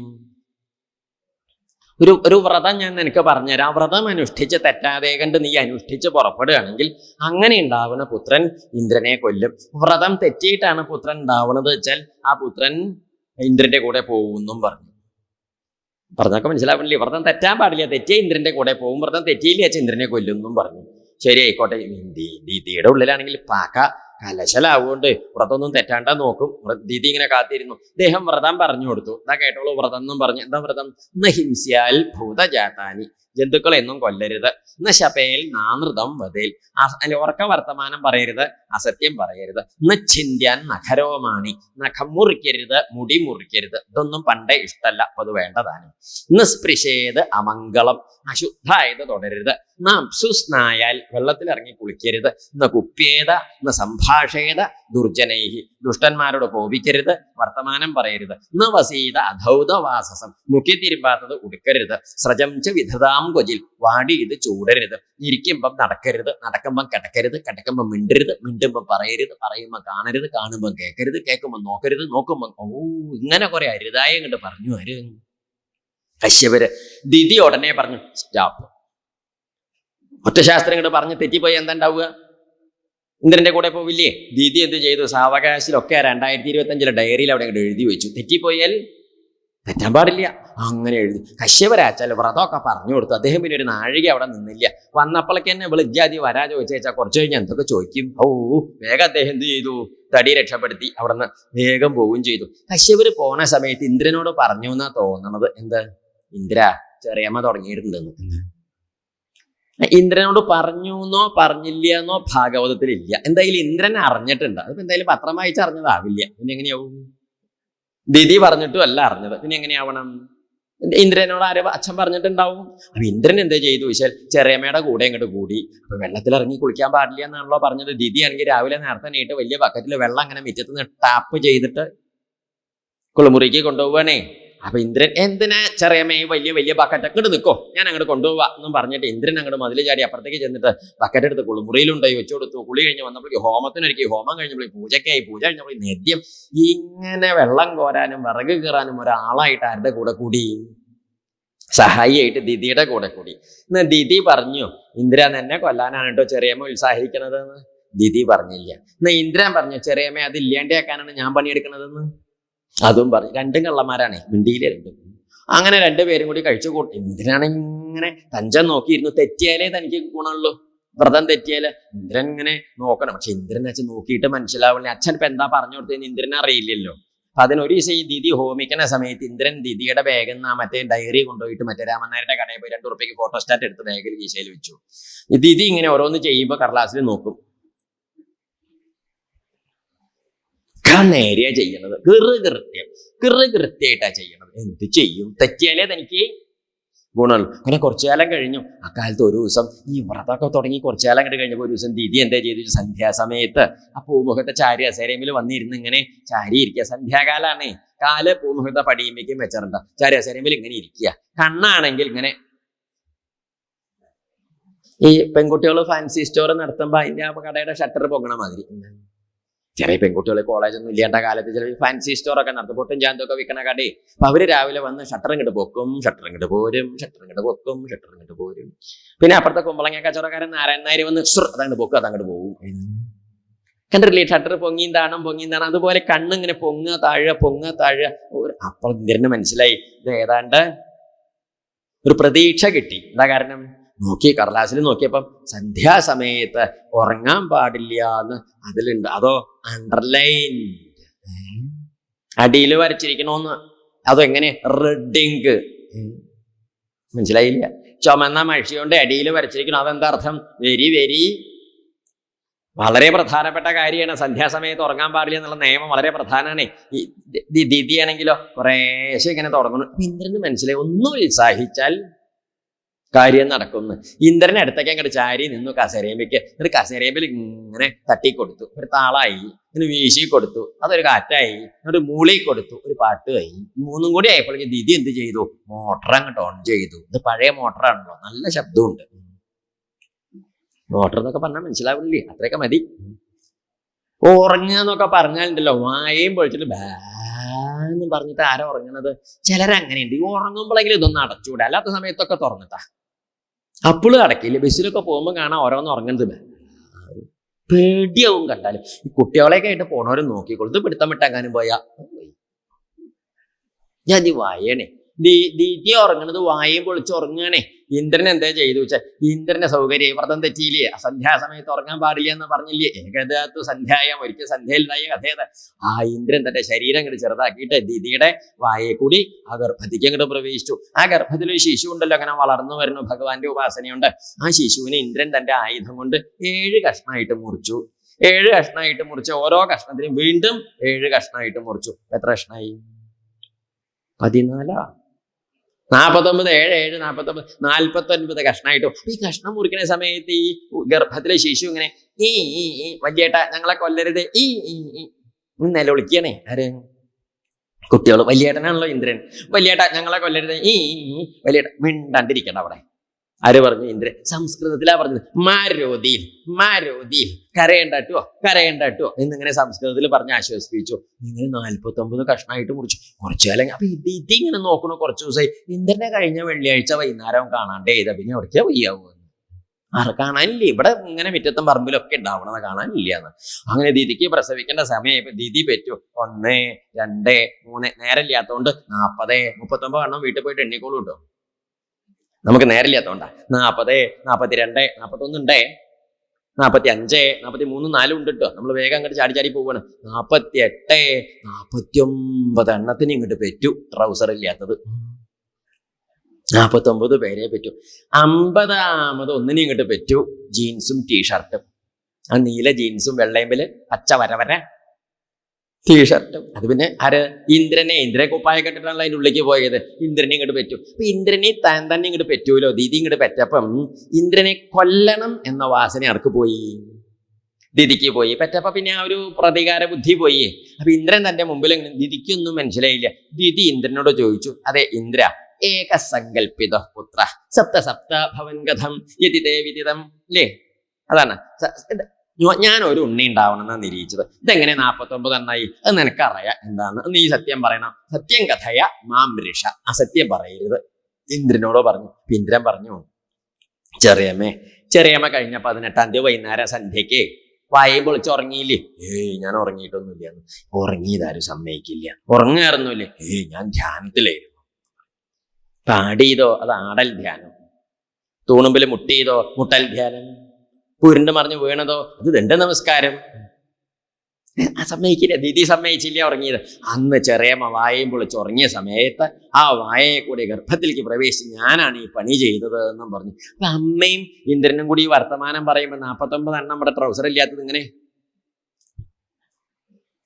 അവർക്കറിയില്ലല്ലോ വർത്തമാനം എന്താണെന്ന്. ഇങ്ങനെ അങ്ങടും നോക്കിയിരിക്കണേ. അപ്പോൾ എന്താ ഉണ്ടായത്? ഇന്ദ്രന്റെ കാര്യം നേരെയായി. ഇന്ദ്രൻ പറഞ്ഞു, ആയിക്കോട്ടെ ചെറിയമ്മേ, എന്നാ ഞാൻ അങ്ങോട്ട് പോണു കിട്ടോ. ശരി ആവട്ടെ. ചെറിയമ്മയും തൊഴുത് ഇന്ദ്രൻ അങ്ങോട്ട് പോകാൻ ഒരുങ്ങി. ഇന്ദ്രൻ പോകാൻ ഇറങ്ങി ഇങ്ങോട്ട് പോകാൻ പുറപ്പെട്ടപ്പോഴാണ് ഈ 49 ആളും കൂടി അമ്മോട് പറഞ്ഞു, അമ്മേ ഞങ്ങൾ വലിയേട്ടന്റെ കൂടെ പോവുകയാണ് എന്നും പറഞ്ഞു. അപ്പൊ അമ്മ ചോദിച്ചു, ട്രൗസർ ഉണ്ടേ ചോദിച്ചു. വേണ്ട, അവിടെ പോയിട്ടോളാം എന്നും പറഞ്ഞു. അങ്ങനെ ഈ 49 ആൾ ആരുടെ കൂടെ പോയി? ഇന്ദ്രന്റെ കൂടെ പോയി. വാസ്തവത്തിൽ ഇവര് 49 പേരും ദിതിയുടെ മക്കളായതുകൊണ്ട് ദൈത്യന്മാരാവേണ്ടവരാണ്. ദൈത്യന്മാരാ പറഞ്ഞ അസുരന്മാരാവേണ്ടവരാണെങ്കിലും ഈ പ്രത്യേക വരം കാരണം ദിതിപുത്രന്മാരായ ഈ 49 പേര് ആദിത്യന്മാരെ പോലെ ദേവന്മാരെ പോലെ ആയിട്ട് തീർന്നു. ഈ 49 പേര് ദേവന്മാരെയാണ് എന്ത് പറയുന്നത്? മാരോതിയിൽ എന്ന് പറഞ്ഞു വന്നവരായതുകൊണ്ട് മരുദേവതമാര്, മരുത്തുക്കള് എന്ന് പറയും. മരുത്തുക്കള് പറഞ്ഞ വേദത്തിൽ ഒരു പ്രത്യേക വിഭാഗം ദേവതമാരുണ്ട്. ഈ മരുത്തുക്കളുടെ ഉൽപ്പത്തി ഇങ്ങനെയാണ്. ഈ മരുത്തുക്കൾ 49 പേരും ദിതിയുടെ പുത്രന്മാരാണ്. അതായത് ഹിരണ്യാക്ഷനും ഹിരണ്യകശിപ്പും മാത്രമല്ല, പിന്നെ ഈ പറഞ്ഞ 49 പേരും കൂടി ഉണ്ട് എന്ന് പറഞ്ഞ സന്താനങ്ങളുടെ സമ്പ്രദായം പറഞ്ഞു കൊടുത്തു.